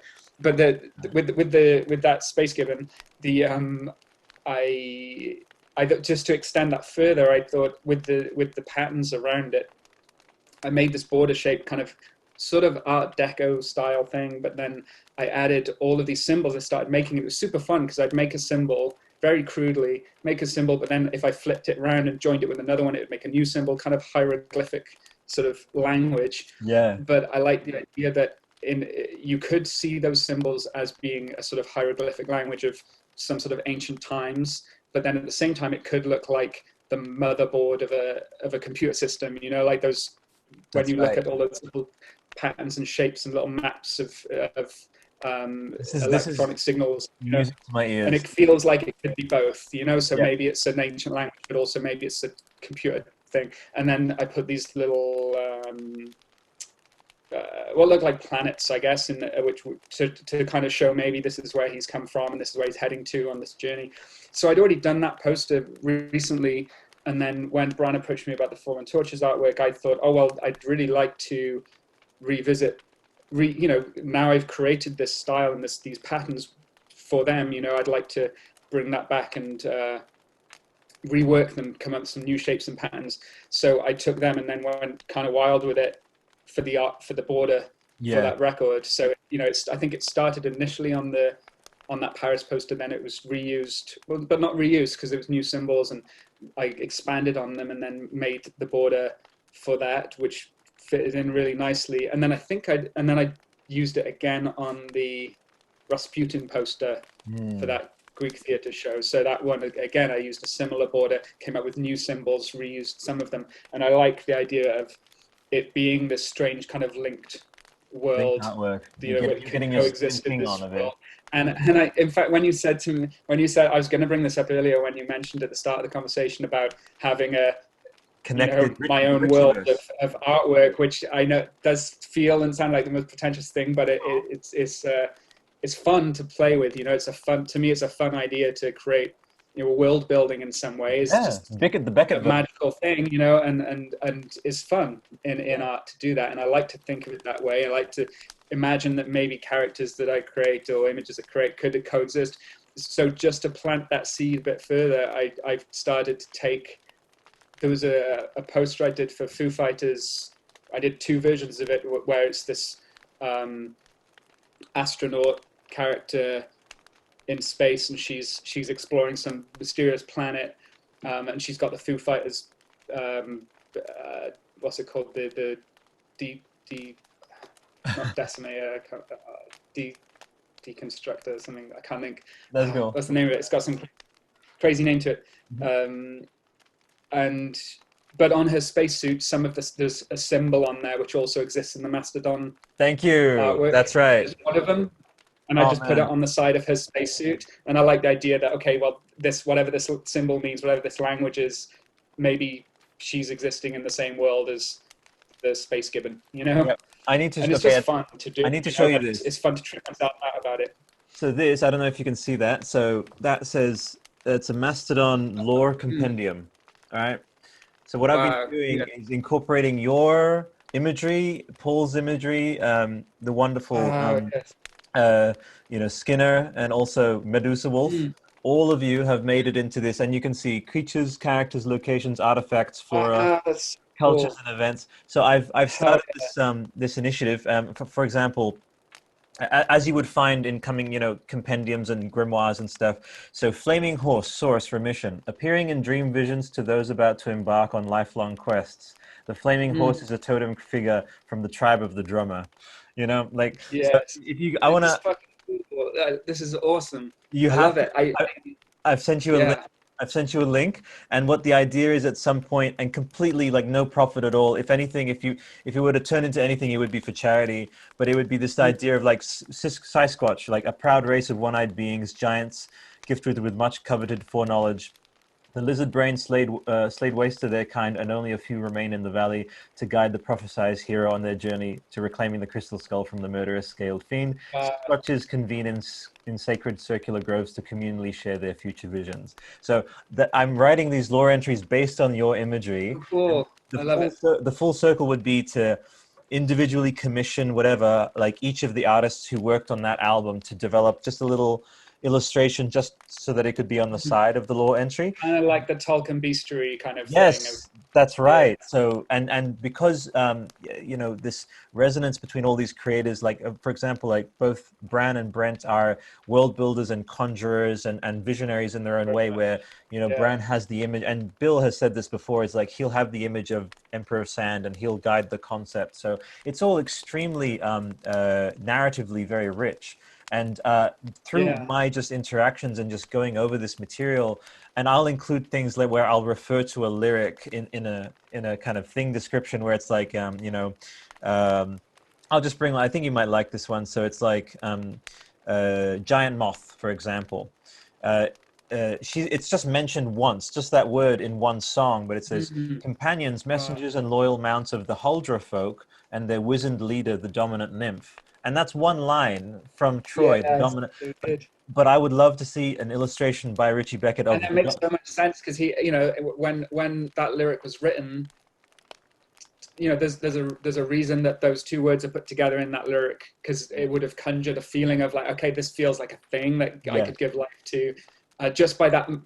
That's a beautiful thing of lyrics, you know, just that moment of suggestion, which then as a listener you'll interpret and be like, oh my God, giant moth, what could that be? You know, where could that live? What could it look like? How giant is it? You know, but what I want to say is you have added to this bestiary now with the space gibbon, and you've actually given me the perfect description of like, and I can just draft it for you. It's like space gibbon, a race of creatures from a civilization that transcend time and space and travel with these orbs and da da da da. Like I'll find a way of putting what you. Yeah, maybe it's something to do with I feel like it's definitely time and space. It's definitely something to do with them being messengers. Yeah.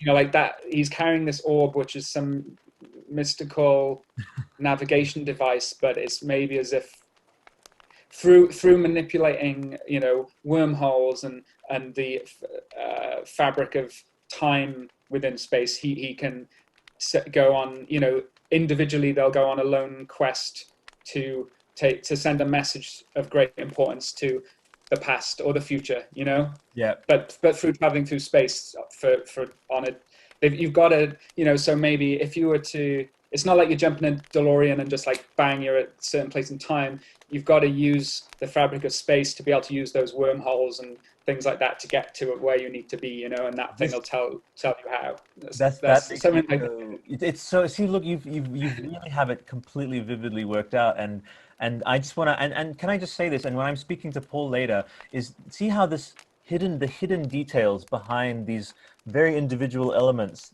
that exist just behind the artwork, which is so, again, very narratively infused. And when, you know, Medusa, he's very Alan Brown, he's very reclusive. He's mentioned that, you know, I'm good to not do podcast, that's fine, but if I can get notes from him saying that, by the way, because he's built, I mean, the worlds he's building is so crazily expanded, the characters, absolutely incredible. I'll just read one that might make maybe you chuckle. It's so this is a lore entry. So burl forest goat, you know, rugged subspecies of woodland goat cherished by the tribe of the string, whomsoever lays a hand upon one of their sacred animals without their blessing have brought themselves a fate worse than death, which is refers to you know, I killed a man because he killed my goat, you know, like that's from that one line. That's so good. So so that's an idea I have, and I would love for it to be like the Richey Beckett edition, the Paul Romano edition, and just like, because I'm just, you know, who wouldn't want that on there? And also, I feel like the expansive nature of it, you could almost make it like a Wikipedia type part where you could have contributions. If someone, you know, there might be something that you or I have, or anyone has missed that's in there, you know, those little hidden things, or an image that someone has seen in a bit of Paul's artwork, which they want to write to you and say, hey, I think this is what this thing is meaning or is about. Oh, And yeah. it could, you know, this melting pot of interpretations to really expand it out, you know. So you like the idea? Hmm? You like the idea? Yeah, it's brilliant. I love it. And it got me thinking just now when talking about that rich tapestry of imagery that's always been present and very much, you know, of course, obviously originating in Paul's artwork.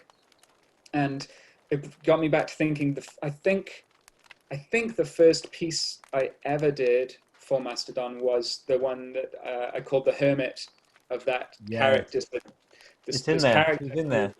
I'd be interested to read that one. Well, so that was one where I think Bran had hit me up about working on it, and I think it was just make us a t-shirt, you know, at the time.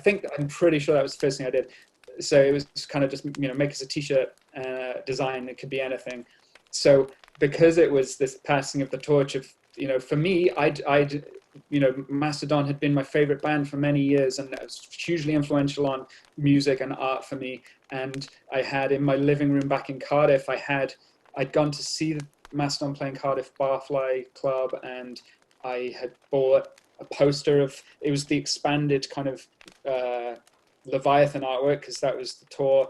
So it's a huge poster when it had that the full artwork, you know, but it stretched up as well. So you had the underwater scenes and the burning towers and all of that stuff and the whale. And that was the centerpiece in my living room for years at the time, you know, like go in my living room and it's just that huge. And it was just, you know, it was just a digitally printed sort of gig poster, but big, and I had it hanging up in the center. So that was always present. So I was so familiar with that, and always, you know, got the expanded version of the packaging for that record, and loved it. Yeah, really poured over that artwork and felt a huge influence from it, and was very familiar with it. So then when Bran hit me up out the blue and was like, oh, hey, I really dig your work. Would you be interested in, would you make us a t-shirt? That's our dream job, of course. So, but then I did the typical thing of putting so much pressure on myself, which is that's why now coming up to speed with, you know, being given such a straight brief for that Fallen Torches artwork was really nice, because otherwise I will have a habit of being like, oh my God, how I've got to make the most ambitious, crazy thing ever, you know? Yeah. At the time with this, even though it was, I've since learned that to make a good t-shirt design, it should be simple and refined and focused and readable at a distance and all those things. But at this point in time, I was not privy to this knowledge. So I was just, okay, I'm going to create the craziest, most detailed, over the top kind of character for it. I guess the thinking is, for all I knew at that time, this might be the only time I ever get the chance to work with this band. So I want to put everything into it, you know? No chance. So I drew this character based, you know, loosely based on the sort of, you know, tarot hermit character. But then if you look in that image, I was like, okay, I kind of want to show my knowledge of the band kind of to them, but to anyone who's looking. So I included so many things in it. So it was like, okay, he's got harpoons on his back that he's carrying that relate to the Leviathan artwork. He's got candles on his back that relate to the remission fire. He's got antlers tied in there that relate to the Blood Mountain. So everything is linked. So there's something in there to represent each record. Out, man. This is what and I then he's live got for. hanging around, I think it's hanging either around his neck or off his staff. I can't remember. Maybe the staff. He's got a kind of staff with a crystal on it, and then I think it's hanging off the staff actually is a little tiny, it's drawn real small, the Remission logo, I think, just because that was kind of my favorite of them. But I think the fire torch kind of thing as well, maybe. But the so staff that's just is also Rasputin, because there's a line in Crack the Skies, like a wise man's staff. Yes. Yeah, that was definitely where that came from. So it was kind of sort of trying to display like, oh, look, you know, trying to show my knowledge of the band in a way, but also kind of fun for me too, to be like, oh, I can legitimately use this symbol that Paul has created, and I can but also kind of honoring his artwork and pulling in all of these different themes but it was definitely the kitchen sink of just like, I'm going to pack everything into this one image of this, and then on his head he's got a mastodon skull with the tusks. So it was definitely It's going incredible. way overboard for a t-shirt No, you design. didn't. But As soon as I saw it, Richie, I have that shirt. I got the white. It's the mm, black print on the white, and you know, and this is the thing, as we touched on about kindred sort of creators, like ending up mm, inevitably either, you know, communing or convening or collaborating, is that you know, it's from the very beginning they've always had a sense to them, even in like Call of the Mastodon kind of, you know, the Life's Blood, is they just had this sense of, wow, they're coming up with their own nomenclature. They're, you know, Sasquatch. Like yeah. Bill corrected me in person in Sydney. I was like, oh yeah, I did a drawing for you of a Sasquatch, and he's like, Sasquatch. You know, that's it. Like, and Yeah. so they are kind of you know, in the background world builders, and all I want to do is just, again, in this sense of just channeling and highlighting what's there, is they go into the music, and the music is what they lead from. But there is such a vibrant, legitimately, not in a like a fanboyish way, I don't care for that fanaticism stuff, but there's such a sense of an undiscovered world there, which is just, if you do want to have, and it wouldn't be like giant lore entries, it would just be little, almost like flavor text, like on, I guess, magic cards, I suppose. But like, for if we came across, you know, the Hermit, you know, and we would just probably just take that artwork, it would be where it's like, you know, traveler between worlds who has seen many things and chronicled the tribes and has collected these artifacts, and it's such a, like, and that is by far, and you know, you say this thing of, it was your one of your early pieces, that artwork is absolutely like iconic, unto like the Richey Beckett Mastodon guy is now a thing, Yeah. you know. Thank It's you. so, Yeah. It was definitely, I think with that one looks a little different to other figures and things I'd drawn, because I was definitely on a big Harry Clark trip at the time, yeah, obsessing over Harry Clark artwork, and the face was kind of like me trying to do a Harry Clark thing, and the patterns in the robes and things kind of having these sections. So you'll have a fold of a cloak or something, but within the harness by the line of that section will be a certain pattern, and then another pattern, and just building this kind of dense network of motifs. But yeah, I love yeah, it. that's. I think after that, I did a string of other shirts, which I tried to do some more refined versions of it. Like I did one which is just like a leopard's Yeah, face with fire shooting at the eyeballs. But that was me trying to exercise some control and think, okay, let's have one element, you know, but we'll do something weird with it to make it interesting. And now I'm thinking, as you're talking about this sort of bestiary type tome yeah, that's right. of mythology, you Yeah, know, it's making me think now, okay, well, what would the leopard with flaming eyeballs mean thank now, you you, know? and that's getting added. You know, Yeah, where thank you. was he going to sit in that? And yeah, it's Um, it's not to go. And some people were getting very excited and saying, "Look, I want to do an RPG based on this, and I want to," and like that can come later or whatever, because they flirted with that with Blood Mountain. They did like a side scroller or something. But all that mm, and it's just this sense of uh, and I really want to say this in terms of, so music is so affecting, because very much just like traditional medium art is, like, you can't really make music of a certain kind. Some people have gone into the digital. In fact, some people create like the digital art as well. But there's mm, something just about the tactility of, you cannot ever chalk that up to a machine to do. Like, a machine could never do a Richie Beckett kind of art piece, like, or create some of like Pendulous Skin by Brent. Like, that is just such a, mm, you know, it's just, it's a purely idiosyncratic. I lean on that word a lot because it's just so many things mm, are.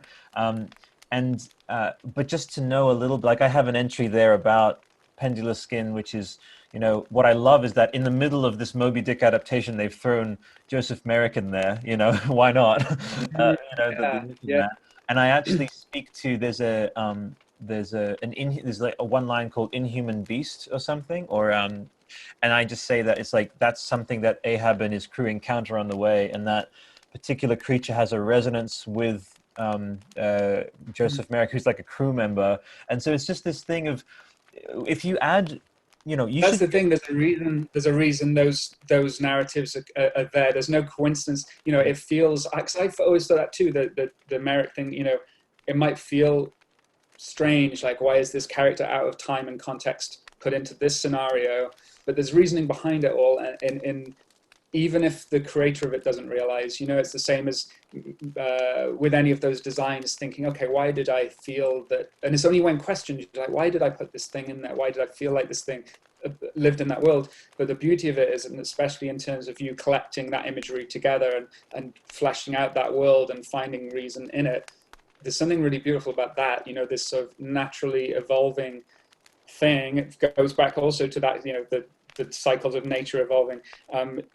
It's something which, if we're, like, I might think if I come up with a design, I might be afraid that, okay, what if I make something that just feels aesthetically like it fits in that world of the other Mastodon artwork, and I put it in there, like the Space Gibbon, put that in there. What then if someone comes back to me and a Mastodon superfan who's like, tell me everything about this and what does it mean? I probably don't know, and but that doesn't matter, because in this sense, the fact that, and this is why I think also that could exist, this compendium of characters and places, and could almost be based on contributions also, because I wanted to jump in. It actually is, like, from the very, I've actually asked people, like, if you have read a lyric and it comes up, and I want it to be primarily, obviously, from the artists, yourself, like, you have, in the course of this conversation, written that lore entry for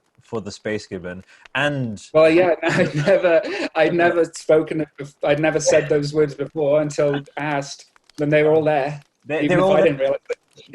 Strange hypnotism has gone on, and it was all in there, That's right. But, so, and why not? Like, there's so, and we're collectively, I always try to keep a sense of the listeners listening now. When you started describing, like, what was in the robe, I bet you people were like, no, and they went in while listening to you right now on the conversation. They actually brought up the image, and they're like, well, goddamn, there it is, the harpoons and the candles and the orb. Yeah, it's linked.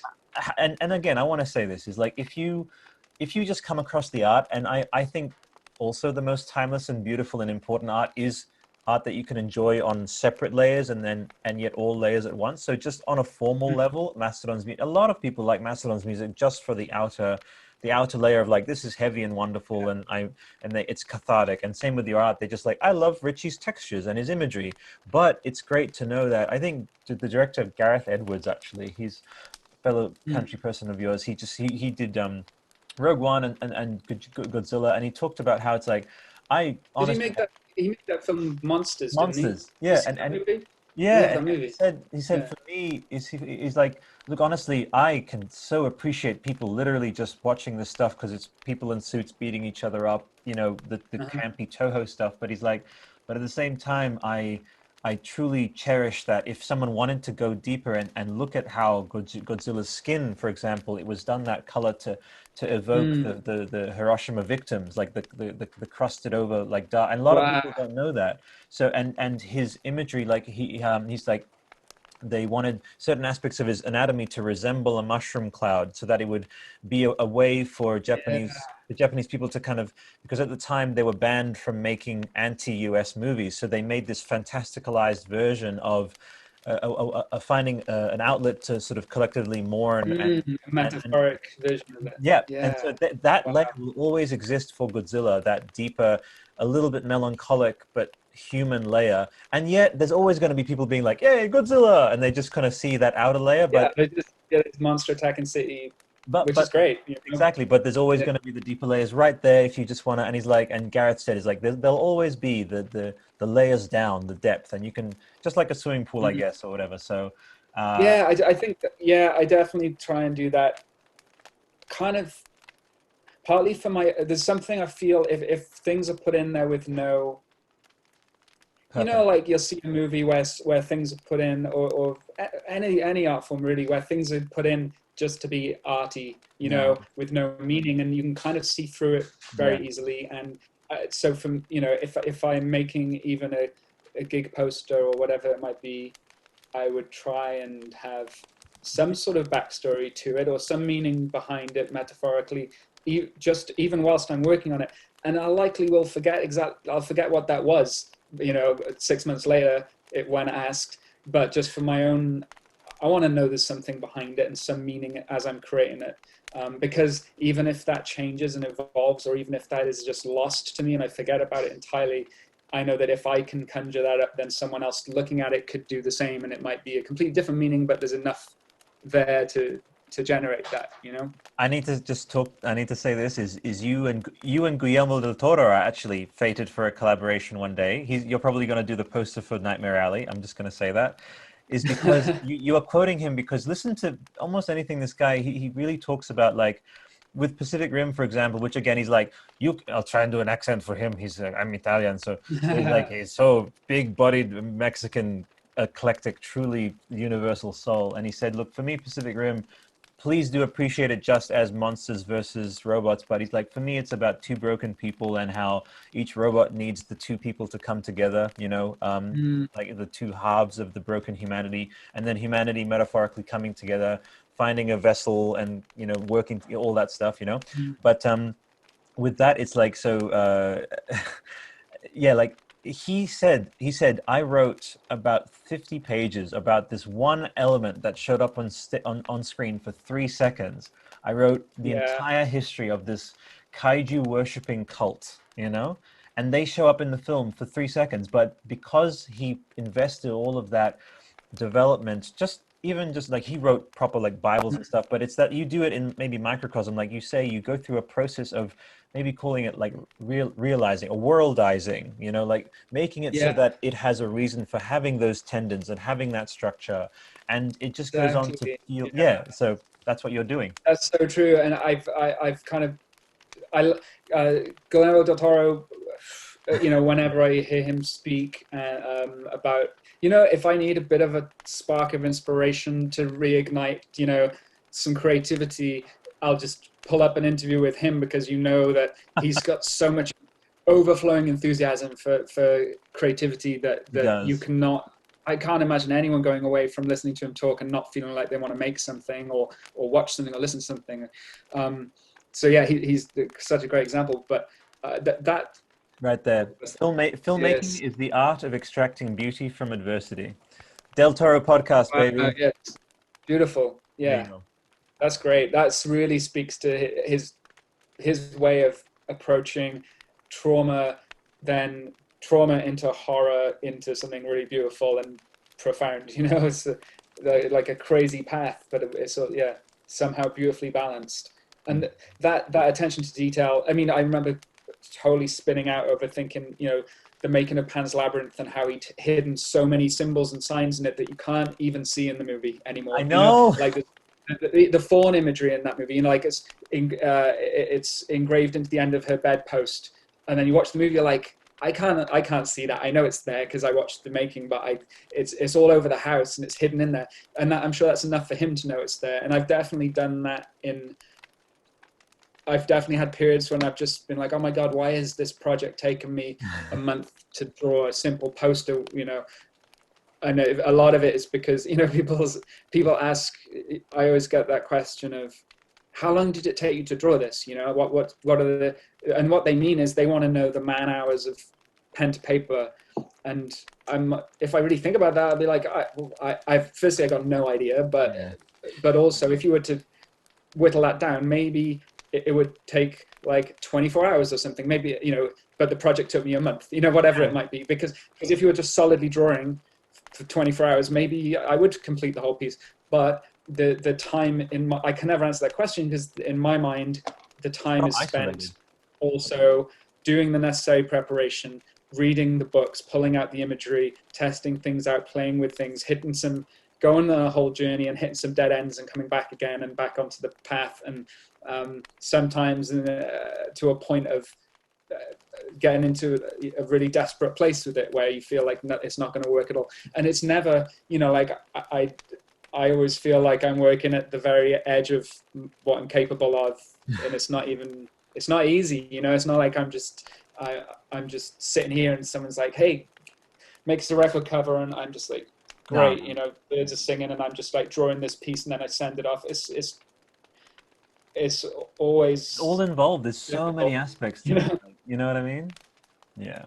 But I like, that's encouraging hearing that Del Toro stuff. You know, that's part of the struggle of it is the pressure we put on ourselves to instinctively want to, like Mastodon, those guys would not be happy just putting out can you imagine them just making a record of songs that has no backstory to it, no hidden depths of narrative, no symbolism, and and then also those stories relate to real world things and personal things and very intimate things for them, but in this huge, colorful, expansive, ever evolving world. You can't imagine them just one day saying, hey, this is taking us too long to make these records, or this is just too ambitious. Let's just strip it down and we'll just make some good old fashioned rock and roll songs about, falling in love or something. And then the album cover is like a photo of like a cat or something, or like just just a straight up And love and light to those who do that. But I want to say this: the reason why you share the same sort of spirit fabric as Del Toro and these world builders, and same with Mastodon, is that you have a sense of honoring the opportunity to put something into the world. And there's something we do. But it is the case that when like a human being is born, it spends like 9 months. Like it takes time for life in its most beautiful form to take shape. gestation And period. and so it is as ridiculous as saying like, so how long did just the birth take? It's like, well, the birth took like an hour or something, but that's not the birth isn't the only thing that created the baby. Like the 9 months created the baby. You know what I mean? Yeah. So and all of its influence and historic, influence on things lead to that point. So, but that's a reassuring conversation. I feel that instinctively we always compare ourselves to others and other artists, other creators, and I'll look into the world of comic books, for example, which is never a world I've been part of and not well versed in, but I know that a comic book artist, because of the nature of the way they create and by the very nature of the rhythm of that world of having to just be like panel, comics out the door, and just keep it going. It means that they can very proficiently just, someone can say, hey, draw Batman for me. It'll be, there's Batman, on a Batman, those sort of ways of creating where you can just very spontaneously make something like a magic trick in no time. And that's a fucking incredible skill and way of working. But for me, it's really damaging to compare myself to that and think, you can't. It's be like, oh my God, I couldn't draw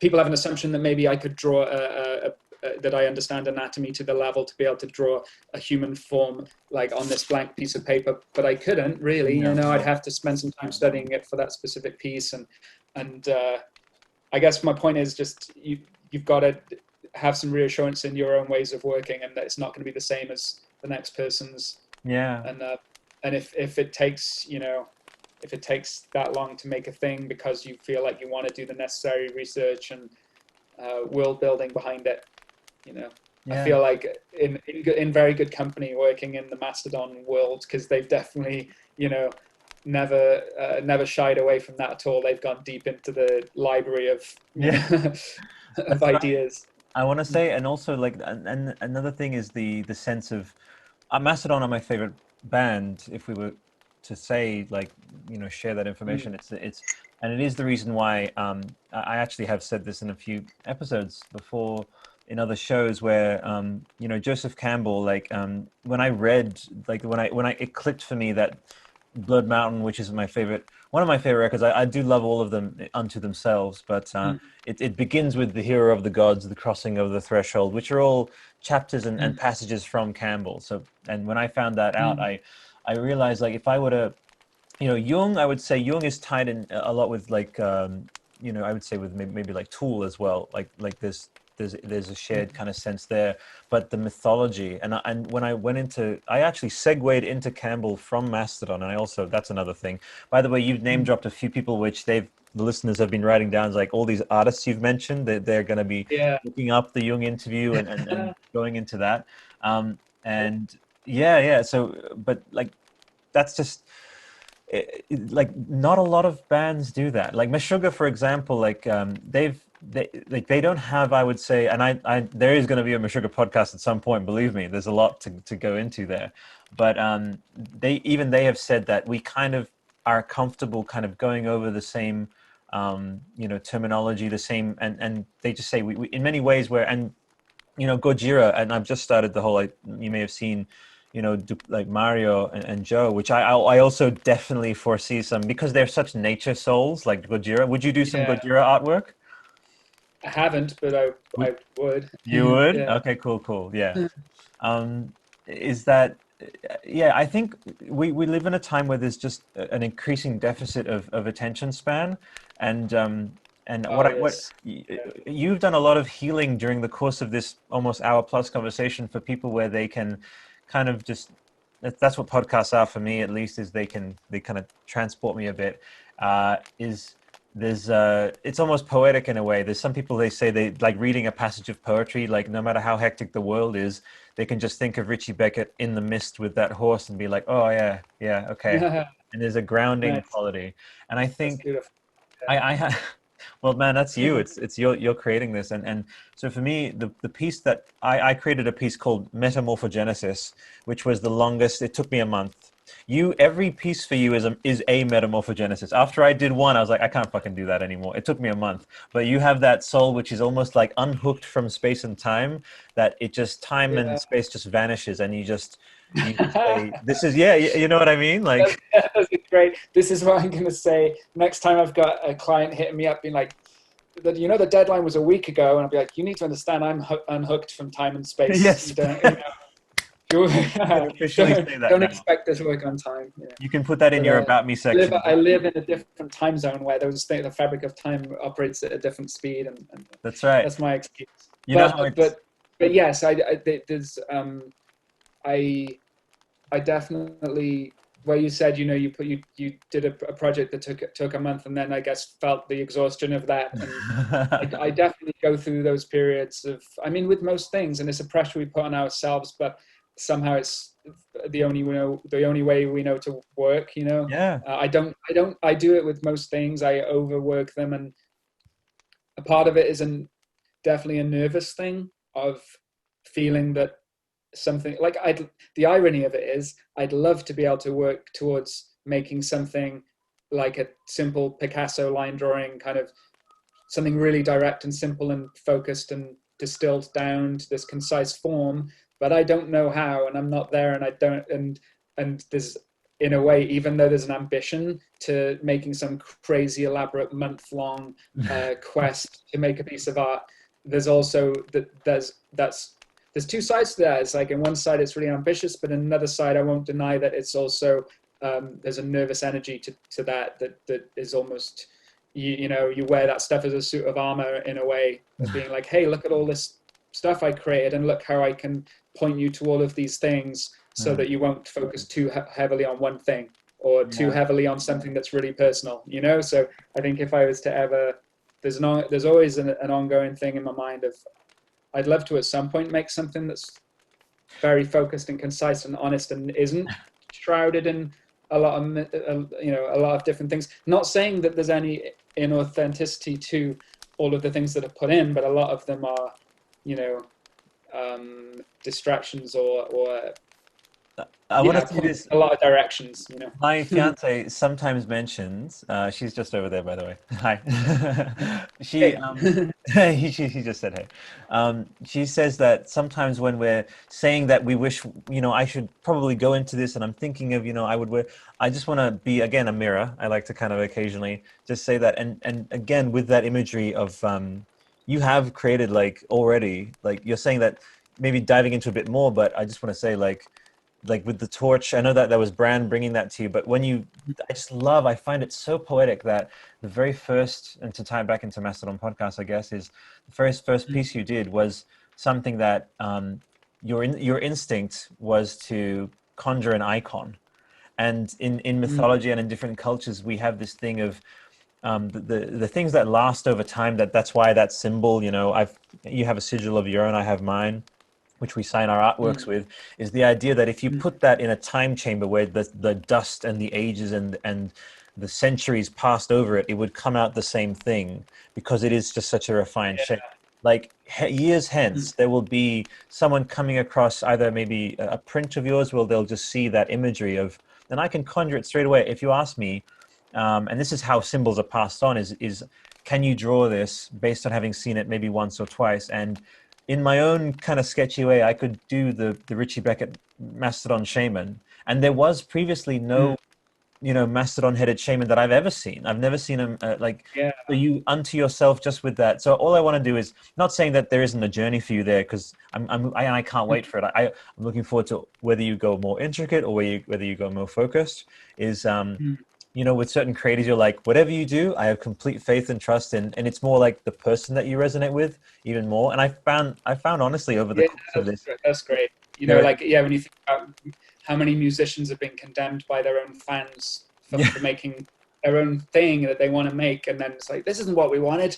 I have that like with you.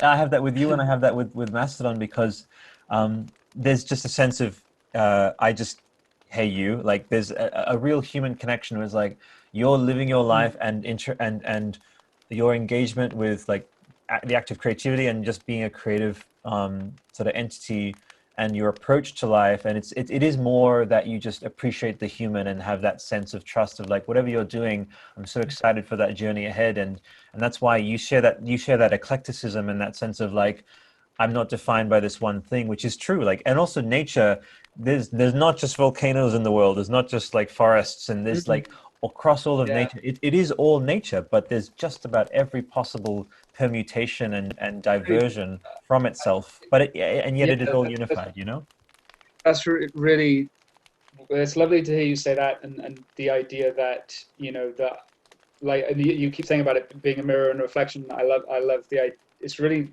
wonderful to hear those things back and think about, especially because I'm operating from a very isolated environment where I'm reading and consuming and seeing and witnessing these things, and then regurgitating or making artwork from it and putting it out into the world.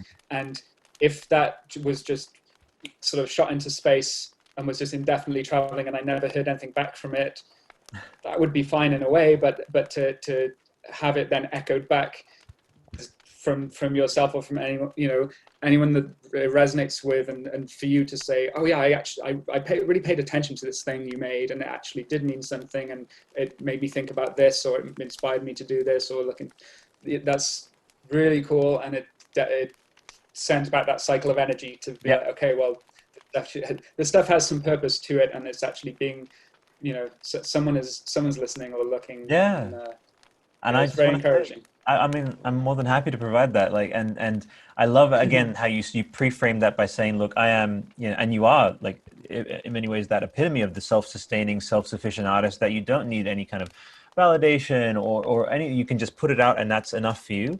But it is often those people who put it out there without any expectation, because you just have this personal standard you've set yourself, or you're not working to fan expectations. Yeah, I try to remind myself of that all the time, actually, or just check in with myself frequently to make sure that anything that's being made, especially living in this time where so much discourse between us is based on approval, and oh boy. Dislike, social media, and it's really concerning. And but it's very addictive, of course. We all know about how this is affecting everyone, and from the point of view of a lot of my business as an artist, or my appearance in the world is based a lot in that world. It's very easy for that switch to turn, which might be, I'm going to make a thing that I think people are going to like, or that I think is what people want, versus just making the thing that you want to make and being honest with it and keeping it. And it's such a subtle shift, and I found myself do it before, maybe, where I've thought, trying to make a t-shirt design or a poster design or whatever the thing is, and thinking and starting to get pulled along by that current of what will people like, or what will they Yeah. expect, or what they want, or what's going to please people. And because then, pleasing them more gets more approval, and maybe I Yeah. sell more things. So I trying to do it the other way around, where it's like, don't go out there trying to tell people how great the thing you made is and how much they're going to love it and whatever. Do it the other way around. So just try and make something good and honest that you believe in, and send that out into the world. And if it's focus on making the good thing, don't focus on trying to tell people what they're going to, Yeah. or don't putting that cart before the horse and being like, okay, am I going to be driven by the approval I think I'm going to get, or the money I'm going to make by selling a thing that people like, and those two Yeah. things, the financial thing and the approval thing, Yeah. very seductive forces in the world. And I try to always keep checking back in and saying, as long as I know I'm in a safe, secure position in my life, and I have the freedom to make whatever I want to make, I should exercise that freedom.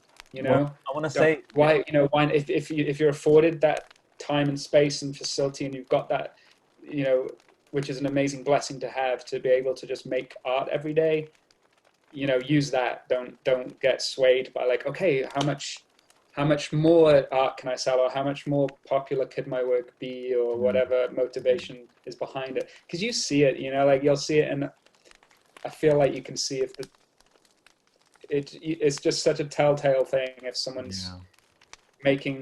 making stuff to sell or to please, or It's and this is the, again, terminology of my fiance. It's like, it's the place that it comes from. Is like, where is the place, is like in yourself, where. And I love that you have that self check, because many people don't operate with that sense of going inwards and just kind of checking in. It's called like self language. Like, you're just making sure that you're kind of clearing any of that kind of, as you say, the financial and the approval thing. And I love that you're saying, it's good that you're saying that I'm not naive. Like, that sometimes comes as an element, of what. But then this is what the Master Dudes have said. It's like, then you're just going to be doing an impression of yourself where there's no real growth. And yeah. nature, which, I if we feel want like to, I've done that before too. I think there's been times I've learned a lesson from that, actually, by if making a thing that I think is making a thing, that thing being successful, and then thinking, oh, I'll just do that thing again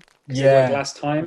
And no, even at the time of doing it, feeling guilty and weird about it, but doing it anyway, and then not feeling proud of the thing I made, not being like, nah, that was a bad move. I should not have tried to repeat it. I should have just carried on that path and not stopped off and regurgitated something I did before. And I think I've learned that pretty firmly, and try not to do You're in it a good anymore. you're in a good place, man. With what you're doing, with who you've chosen to be, first of all, because that's the first layer of it, as like the human being, with this deference to nature, with this sense of that you are happy to let yourself, obviously with those human moments of like vulnerability, and we're all fallible, and we all have those moments, but by and large your direction is like that omnidirectional thing, which, if you look at, again, a strawberry or a berry or whatever, like, they're just growing in all directions, and you've sensed, and you've made such a crucial connection, is that is the source, that following of that inner nature, which is just this baseline electricity and warmth that is just emanating from us at all times. Like,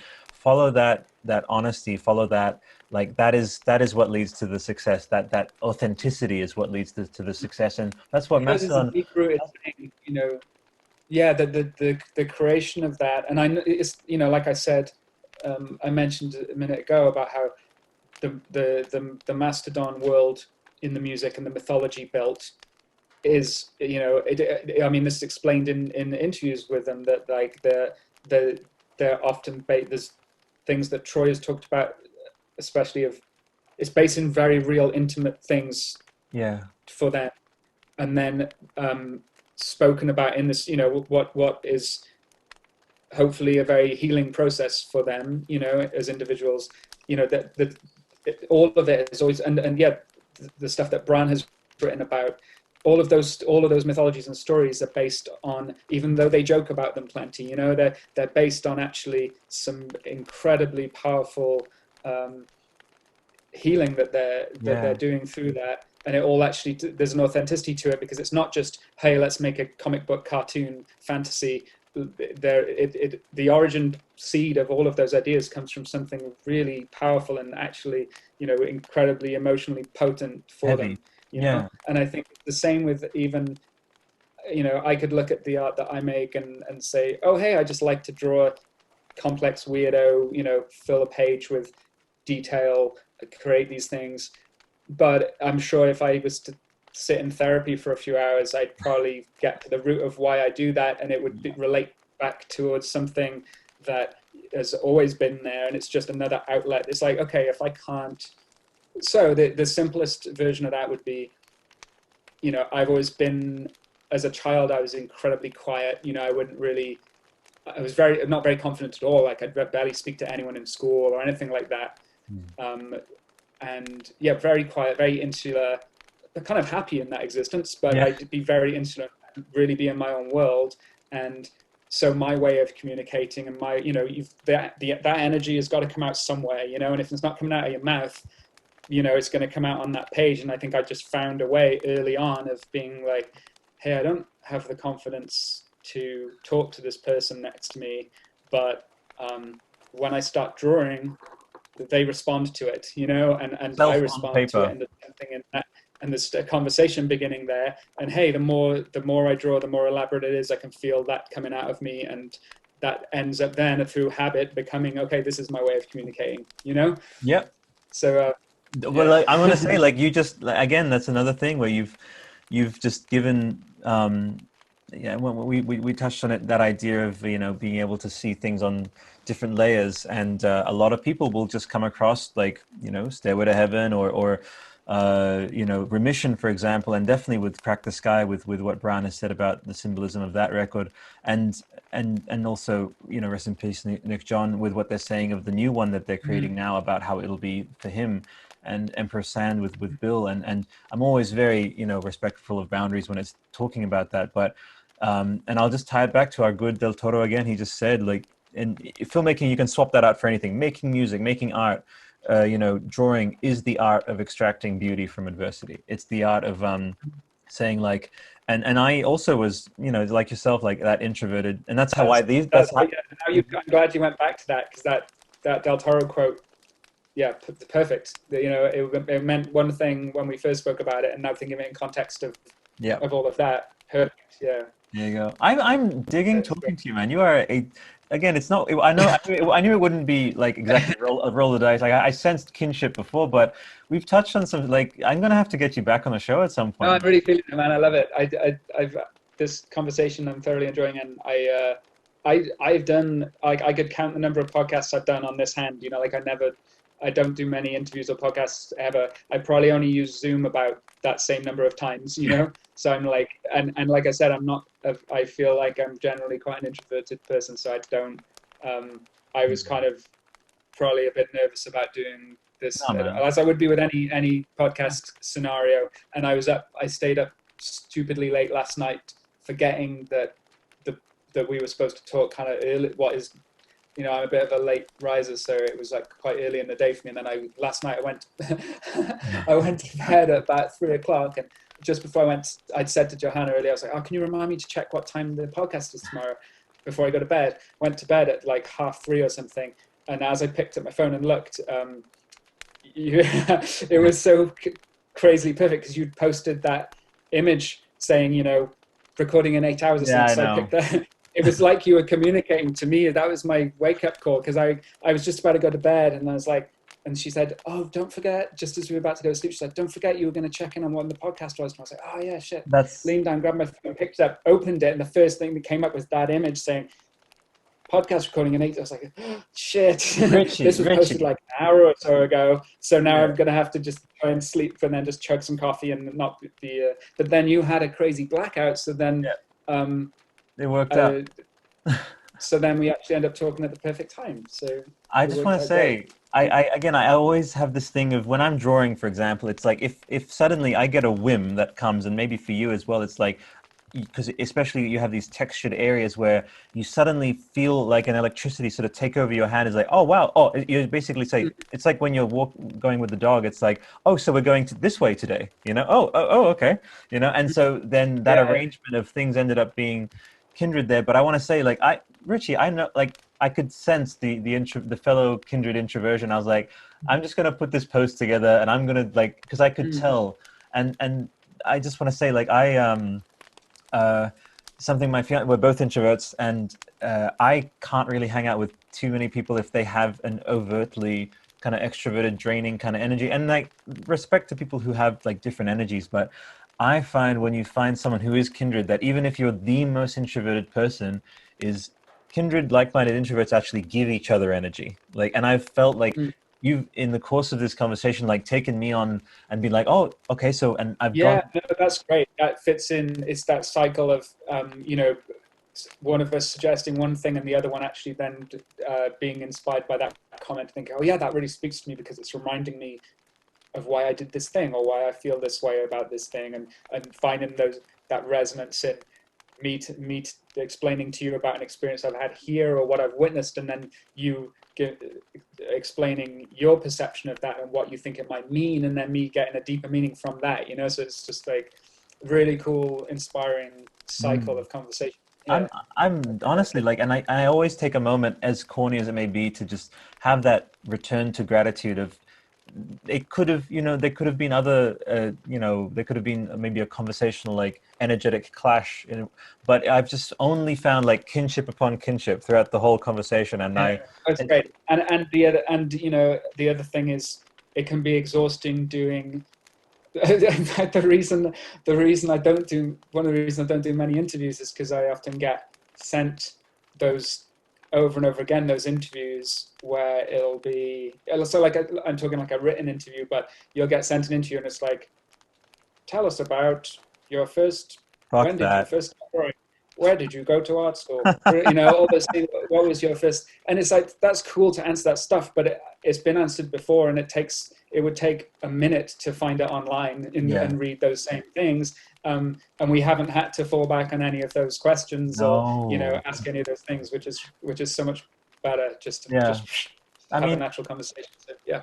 natural is the word, and I think nature has been the star of this conversation in many ways, because it's like, you know, I want to say also, nature doesn't do impressions of itself. Nature isn't a weird thing that clashes, because interviews, that format is so abrasive in many ways, and I'm not averse to occasionally, but guess what, we brought up the first Mastodon related question about like 45 minutes in, because that's when it naturally had its time. I didn't force that. We waited, Yeah. just like you with waiting for that moment, you know. I found the one thing that has been, I don't know what it means exactly, but there's something I noticed in the conversation that keeps coming up, which was to do with the thinking back to the horse and the Yeah. idea of meeting the horse on the hill and thinking about that this horse has got some inherent uh, um, knowledge and Yeah, experience been passed down through its bloodline of which we can kind of see in this wisdom.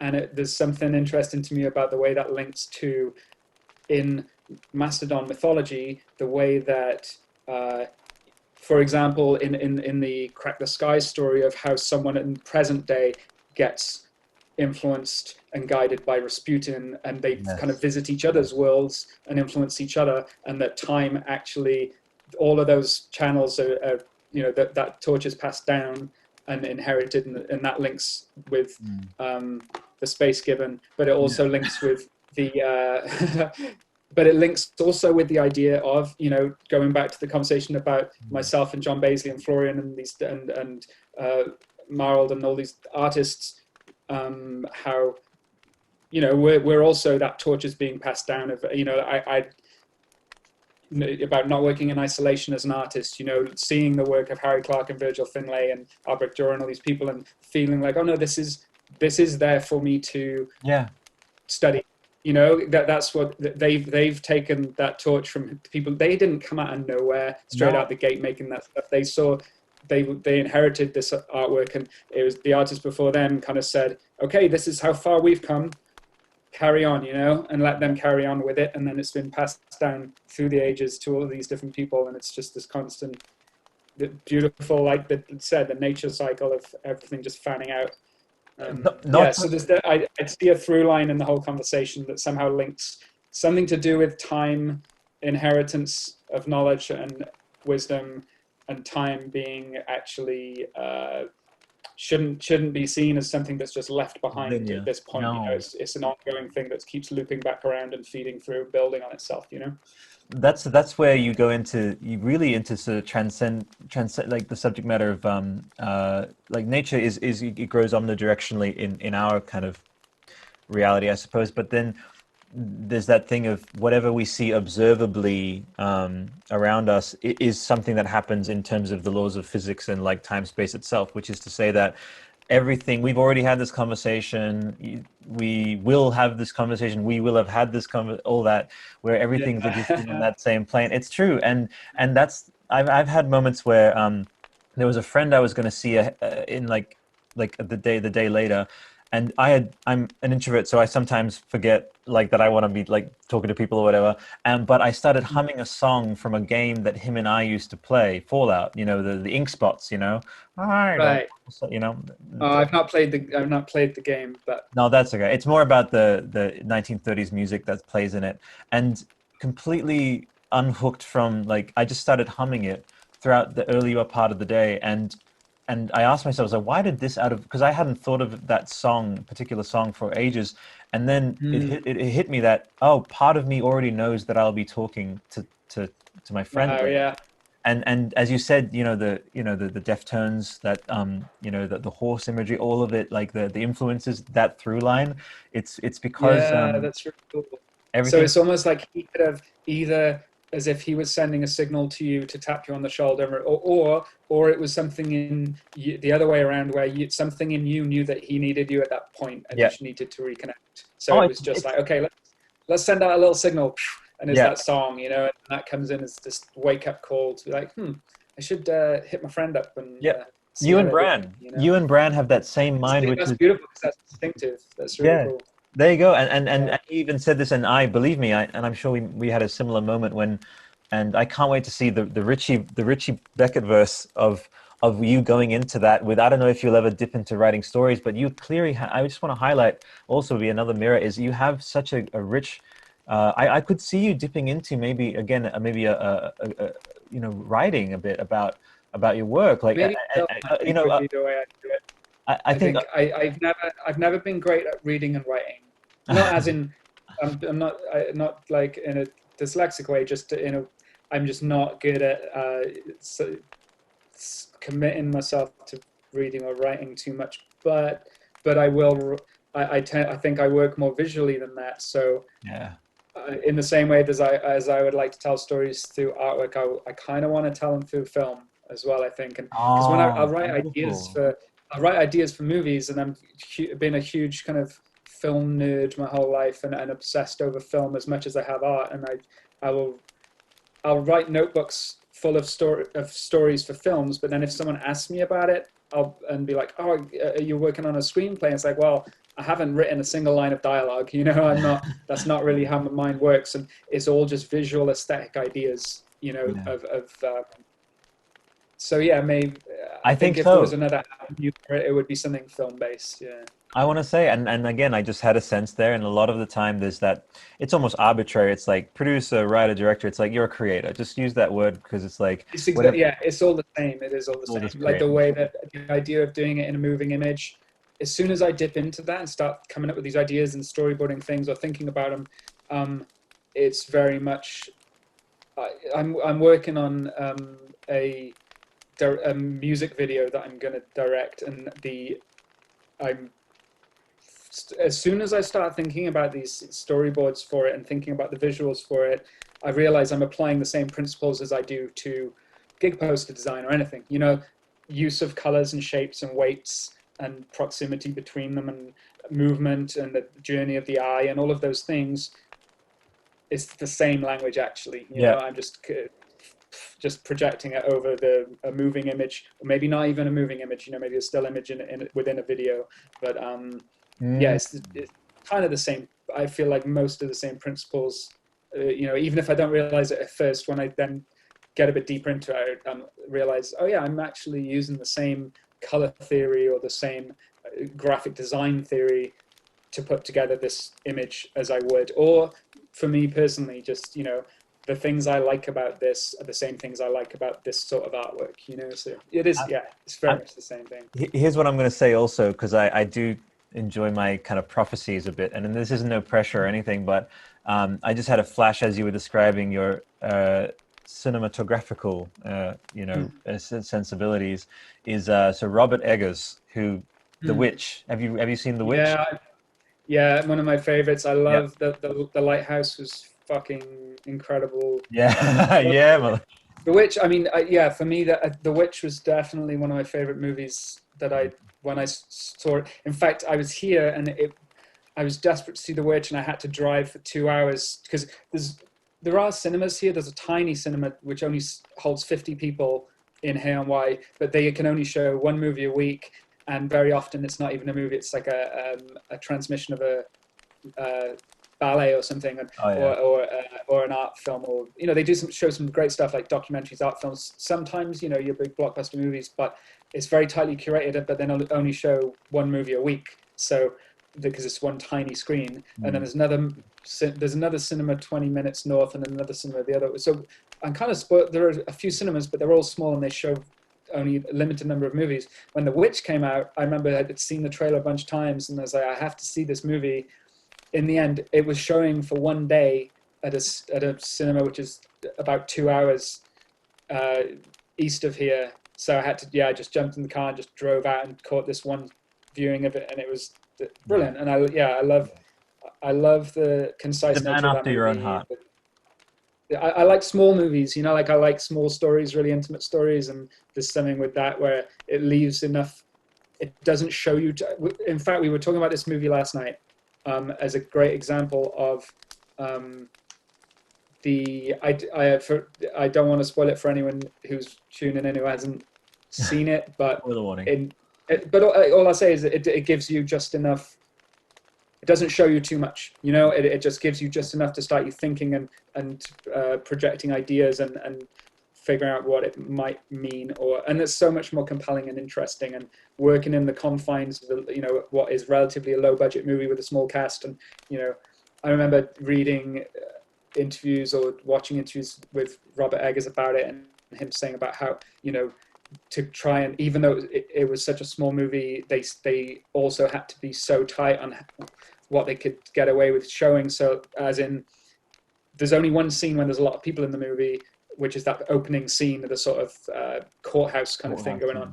And in it, they had to say, like, okay, we're going to have this shot where we see 50 people in this shot, but we can't afford to have costumes made for all of these people because our budget's so tight. So they're only clothed from the waist up in period costume, because we're only going to see that for this moment, so they don't have period clothes and shoes and things on, can't afford them. Something like that, like clever ways of being like, okay, what do we need to see in this shot? Let's just do that, and we don't have to clothe a whole amount of people in this, and that can so often lead to a better movie, all the time, from having those restrictions on it. And then the Lighthouse I went to see with my sister.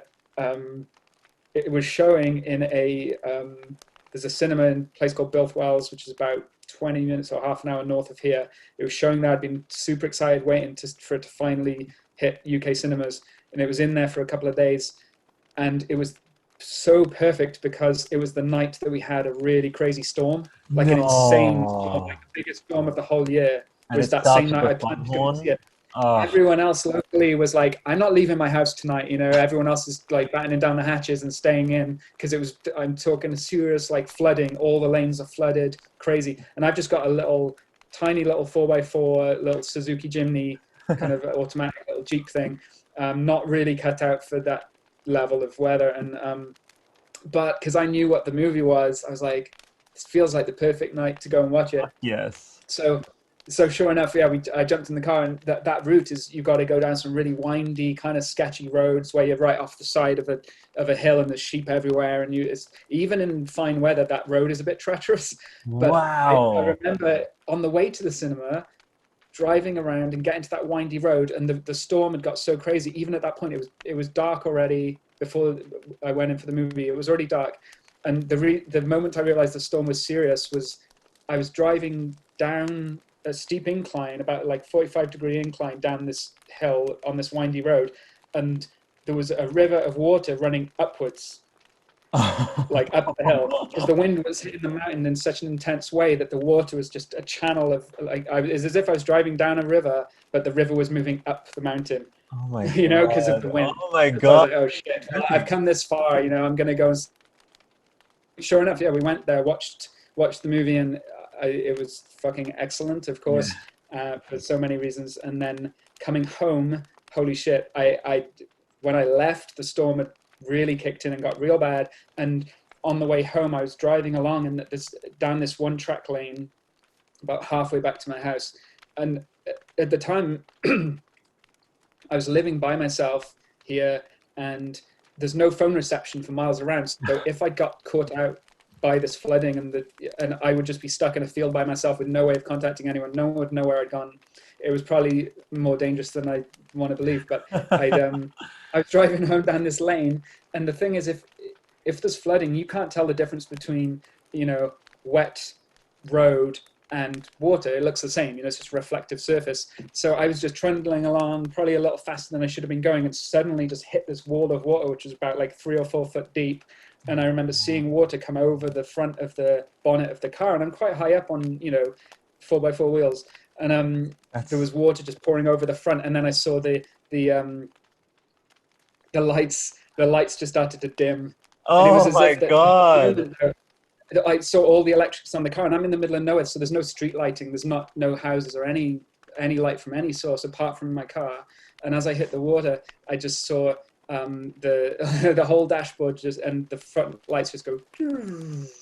So I'm in almost complete pitch darkness, but it was almost as if the whole scene had been kind of directed by Spielberg or something. It had such a beautiful rhythm to it. I saw the lights go like something out of Jurassic Park.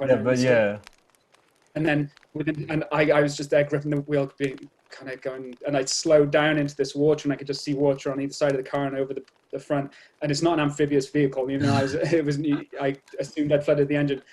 And as I slowed down, I was just there, just going, come on, come on, come on, come on, come on. And then suddenly it just went, and the lights came back on, and the car just started to move again. And it was almost like, you know, E.T.'s heart light kind of coming back to life. Back up, you know, this moment of, I don't know why, but it's just got through by the skin of my teeth, just through the flooding, and managed to get home again. I was so relieved.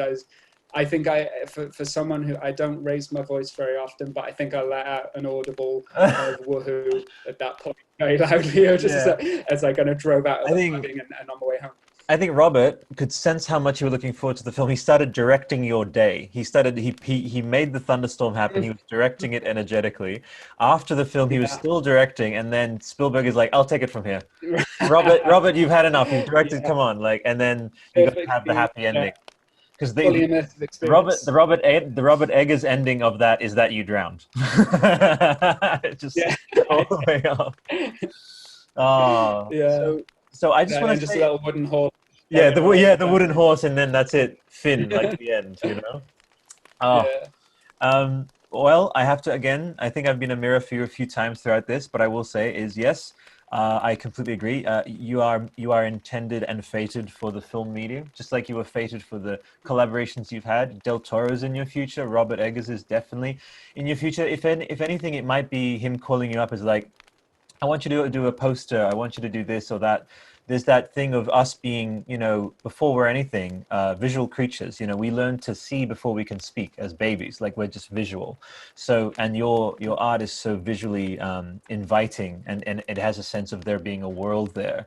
And even Robert, you know, he may not have had the budget of Del Toro to be able to develop he had to do that thing of, you know, the Puritan clothing only from the waist up because we don't have the budget. Yeah. But you have that sensibility, and now this turned into something I wasn't expecting. It ended up being with Mastodon here and there, but it is almost like a forecast kind of lots of prophecies, lots of because we've already said like this has already happened. You have already worked with Del Toro in some universe. You're just melding those two because you're such like-minded people. I kind of like that. I feel like that the even though we haven't gone through a conversation of saying, you know, talking about every piece of Mastodon artwork, or even favorite records, or any of the stuff that you might think would be the obvious conversation. No. But I feel like everything although we have touched upon those points momentarily, I feel like everything we've talked about, as someone, I would hope that then someone listening to the conversation or thinking about it would find what we've found, which is that all of those things actually do reflect back themes and reasoning behind what has been created in that world, you know? Here's I don't want to put a thesis to it, but I always say this is that two people who resonate, who there's trust in the conversation and there's kinship, and is that it will just find its way. Same with when you're creating an artwork. A conversation is a work. It's a collaborative creative act for me. It's never an interrogation. It's never a stilted kind of weird thing. It's always, and invariably, because we just had this sense of, I've actually had chats about subject matter where sure it'll say that on the label, but I am so free to just go into any subject, and because there's just that trust of, hey, you're human, I'm human, you have a lived experience, you are eclectic, and we just naturally touch on it, but never in an overbearing way. And I love, and this is all things that I connect with and that I see absolutely like emanating. Well, it's great. It's the difference between also you know, a conversation versus, like you said, an interrogation of you know, someone prying for, like, tell us these deeply personal reasoning behind why you make this thing or what this means. And I think as a interviewee, you can be kind of intimidated by. I certainly am often concerned about, oh, what if I'm asked a question that I simply can't answer, or that you know, or I discuss, or someone sees through the cracks and realizes that sees kind of behind the wizard's curtain and realizes that some of this stuff doesn't line up with what they thought it was, versus actually just having a conversation where all of those things that have actually naturally come out, there's exact things that you know, which still are deeply personal. Richie, if I showed up in my Suzuki to your house in Cardiff with a pizza and we were just talking, there would be no sense of it being an interview, and we would just be talking. And that's I've kind of struck out. I actually started the whole podcasting thing actually out of a sense of feeling as though the whole genre of it, there was just this.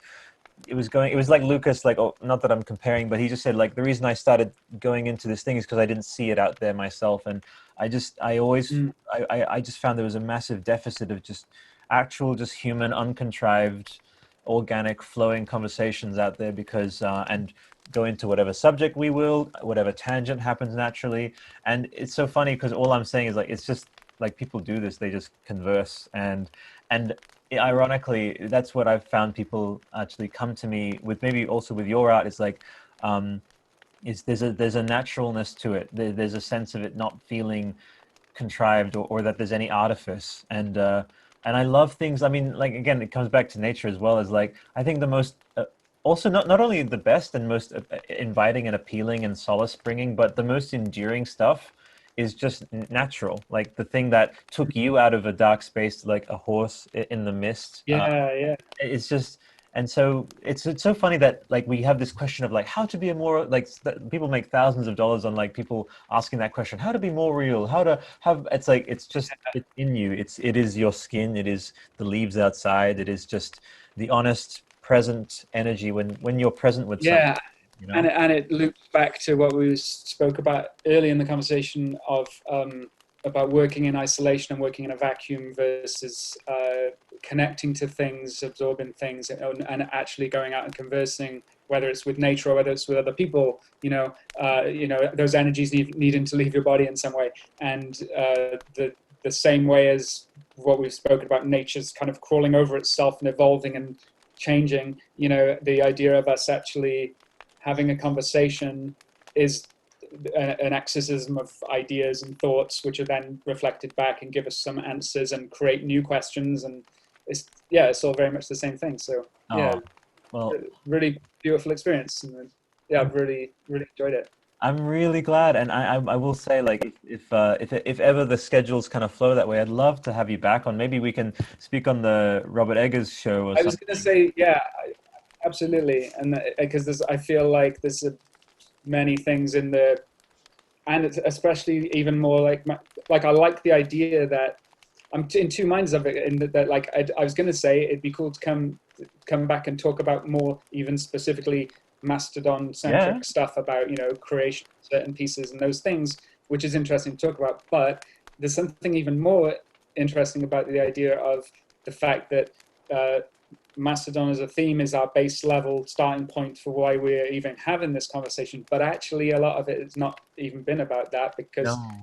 but it is about that at the same time. But it is. Because Thank you. that's the main tree that it's all coming from, you know. So Yeah. that's, and it feels even more special to have that as kind of even just as an excuse for Yep. conversation, you know. So, I mean, it's so crazy. Literally, I could go on seriously just forever, exploring these kind of kindred perspectives, because I have always said is because I'm doing Dune as well. I'm kind of going through what Villeneuve is talking about, and with his, and as I'm going through that with those hosts, I just saying like none of what we're doing is any kind of overbearing, over examination, like trying to contrive and just like, you know, like really beat things into submission with just being too, just focusing too much on the one thing. Is I just say that I think the best conversations, and you know, as you said, it's a platform. It's just a launching platform for different tangents to go off of. And I think if the master dudes were on this call as well, like Bran, I'm certain he would say something along the lines of, is like, yeah, like they themselves, being that they are these eclectic people who don't actually really, I don't actually really see the benefits too much on anchoring yourself too much to one thing, because it's just not nature. Like you said, it's like as you said, it is more exciting, the idea of, and also not many people are comfortable with wanting to and being free to go on tangents and free to kind of explore, like, hey, by the way, if you inform yourself of this subject matter, like we've talked about Robert Eggers, we've talked about, you know, Del Toro, but that will go into when you're listening to this part of Mastodon or this world building part, or you come across, like, it's the illusion of separation. Everything's connected, Richie. You know? Yeah, it certainly seems to be. Totally. Okay, so I want to ask you, what's ahead for you for the rest of today? I am, to be honest, the majority of what of work for me at the moment is I have recently, I've taken down my website. I've taken that down. I did a few months ago with the intention of this space that I'm sitting in now is my studio, but it's kind of a mess at the moment because I'm moving everything around, because it was also my fulfillment space for shipping prints, and I do that all myself here. So I was, you know, making the art, but also I've got flat files, tons of flat file cabinets all around here full of all of the print work. And even though a lot of people might have not even realized that if they're ordering something from my store, I'm packing it and shipping it from here, you know, which was fine for a while. But as things picked up and then the quantities become larger, before you know it, you know, I'm realizing I'm spending more time packing and shipping prints and speaking to customers and dealing with that whole side of it, rather than making art, you know. And if that takes over, then I'm just suddenly, you know, doing so much admin. And so yeah, it kind of reached that natural point where I finally gave in and thought, okay, I want to kind of outsource all of this and start just making more art and delegating some of this work, you know. That's So good. that was a few months ago. So I've kind of packed, I did my, you know, the last of my shipping, and then I've kind of packed this down and I'm going to rework this whole studio space purely as an art space, so I can have more, maybe even start some painting in it, against all of my fears. But because of that, it means now I haven't put out any new print work for a while, even though I'm sitting on a ton of work that I want to put out and that people have been asking about. And so yeah, at the moment it's coordinating all of that, and I've got print files I need to finish up and send off to different people. And the way it's going to work is I've got a website that we're making at the moment, and it's which I'm hoping to launch next month, like by the middle of next month at least. So and when I do that, that'll be a sort of central point where I'll have new work on sale, but it'll be from different places. So some of it will be in the States, some will be over here. Different things available, and yeah, so a whole new phase with that. So in terms of my current work, I've got a few projects I need to finish up, but a lot of it is getting all that into, because we're getting close to the end of the year, and I want to get some stuff out next month really. So I'm sitting on a lot of new print work, so I'm it'll be really that, exciting man. to get. You're Gets them out spooking me there. again because I recently shut down my website for the same reason. I have all these different if you go albertkesser.com, albertkesser.threadless.com, like I've got all these places where which and by the way, I do very much want to send you like I want you to pick something. I kind of have it as a thing of if you've been on my show, I want to send you something. So I've got stuff with my Excellent, thank patterns on it. So if you need like a mug to keep some pens in, I want to send you one of those. Just Oh, that's beautiful. Thank you. I look forward to checking it all out as well. Yeah, I sure. want to check out some of your work. And I sent you also the link to the compendium so you can have a read through it. You can send it to Bran if you want, if Yeah, he wants to that's have a look amazing. at it. So, and Yeah. there's two other things I'm going to tell you about, which you might already know about, is Mouse Guard by any chance? It's Yeah, Dave Peterson. David Peterson. David Peterson. Yeah. Yeah, he would love to collaborate with you, which is this idea of that it's within your wheelhouse, but I think that might be interesting to kind of do stuff like that. And then also, if you like Jodorowsky or Hodorowski and Joseph Campbell, there's a you were mentioning. I think we touched on graphic novel stuff, and it's called Sword of Ages, and that's that. I mean, the Space Gibbon could show up in that universe, so Yeah. I Yeah. have a few things, but basically, what I am so like and I say this word speechlessly grateful, but then I keep talking, but I am just like is the idea of and I do feel honored like to be able to kind of converse and kind of dive into this subject matter. Found definitely that kinship of like we could be neighbors or we could have like weirdly grown up together, because there's that weird sense of you have very articulate, like specifically similar, and especially that thing of like I didn't speak as much, so it came out on paper in that kind of intricate way. Like that's literally me to Yeah. a T. So I'm stoked about the ongoing thing of if you want it, like getting you onto different shows to kind of go into different subject matter. Obviously, pending your schedules, and I've got other stuff happening too. But in addition, the idea of being able to, as all the listeners tuning in now, like hopefully you feel, and please write in if I haven't, if you like, because I can maybe field you questions for later or whatever. Like no timelines, by the way. Did you pick up on that when I was like zero pressure, literally no worries? Like, is that something that like that's just yeah, it's the only way to be like, and I always say this like we're humans, It'll so all lock into place in its own natural kind of. It's like I see it like the sort of grains of sand shuffling their way down through the egg timer. Kind of they'll find their place event. They're all trying to get through yeah, here, but they've got to shuffle into place to get through. So it'll find its time when we yeah. both connect. That happened to me now, so it's perfect. For Yeah, sure, and yeah, no, it's been like super kindred, dude, and yeah, hopefully you have a lovely rest of the day and week, and I'll get to editing this now, and I'll send you a link. It'll be right there with Skinner's one. beautiful. In very good company there. No Also, worries. Albert, thank you so much, man. That's been an absolute pleasure. Absolute A pleasure. great pleasure too. Great to meet you. I've met a kindred You person too. today, and all the best to your partner, and I'll also just You both too. hugs to everyone, and good vibes. Yeah, you too. See you, man. Bye. Thanks, man. Bye. Take it easy, man. Bye.